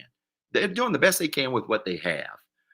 But we could certainly untie some of those childhood wounds too. Just really redeveloping your relationship with the word no, what it means to have a voice. Because I think when you repair what it means to have a voice, combined with repairing your perspective on the word no, then you're not going to have a problem speaking up and telling people, no, I'm not about to do this. And y'all not about to do this either. And that just takes some time and it just really takes some undoing, my friend. Does that make sense? yes. Thank you. I Um, appreciate that. no, it's my pleasure. Things work out the way they're supposed to. I would have never known you missed that value system. Sometimes so many people sign up. I don't think I have a very big cohort for next Saturday. Not yet. Hopefully it'll go up over the next couple of days. But you email me so I can make sure I give you that registration so you can do that with me next Saturday. Okay. Yes, sir. I appreciate it. Thank My you. pleasure, my friend. It's been an honor. You have a good night. You too. All right, y'all. We made it. It is 11:53. 2 hours and 38 minutes. Y'all, many of y'all stuck with me. I'm just really pleased. I'm really pleased. If you have not supported the show, I want to give you 20 seconds now to support the show. The ways to support are on the screen. Y'all, I can't do this every week unless I do an extra night of lives, and that would give me 3 nights. And I already got to do another night for my subscribers. Y'all gonna have me going live every night, and I can't do that. But I will try to do this maybe at least once a month. Maybe if this is helpful, try to do this at least once a month. And that way, April said she had 6 pages of notes. You can get a lot of notes just from listening to other people and their experiences. And so I hope this has been helpful in that regard. Hey, y'all, the promo code for the value system is Fall Values 24. Fall Values 24. That's the promo code. Fall Values 24. Sign up for the value system. I don't know when I'm going to teach this again because I think I'm going to convert it to an ebook or some type of online course. Fall Values 24. Use the promo code. I need to get a lot more butts in this seat for the value system. And I know why people haven't signed up. People really don't know about it until they take it. and then they're like, I don't know why I didn't take this sooner. It's one of the best courses that I offer. Fall Values 24. Sign up for it. And don't forget about my 5-week course starting September the 28th. All of this stuff is on my website. You guys sign up, and I would love to work with you. Okay, y'all, it's late. Thank y'all for staying up. Appreciate y'all. Where's the link to sign up for the value system? Sunshine, good question. It is on. Go to my profile page, whether you're on Facebook or Instagram. Go to my profile page. You should see my link tree thing. Click on that, and you're going to see the value system in the link tree. Okay, click on it and go ahead and sign up. All right. Appreciate all of you. I'm glad this was a blessing to you. Have a great night. Get some rest. And I should have some content tomorrow, and I will see you guys next week. Okay. Love you. Good night. Talk to you soon. Peace and blessings. Be good now.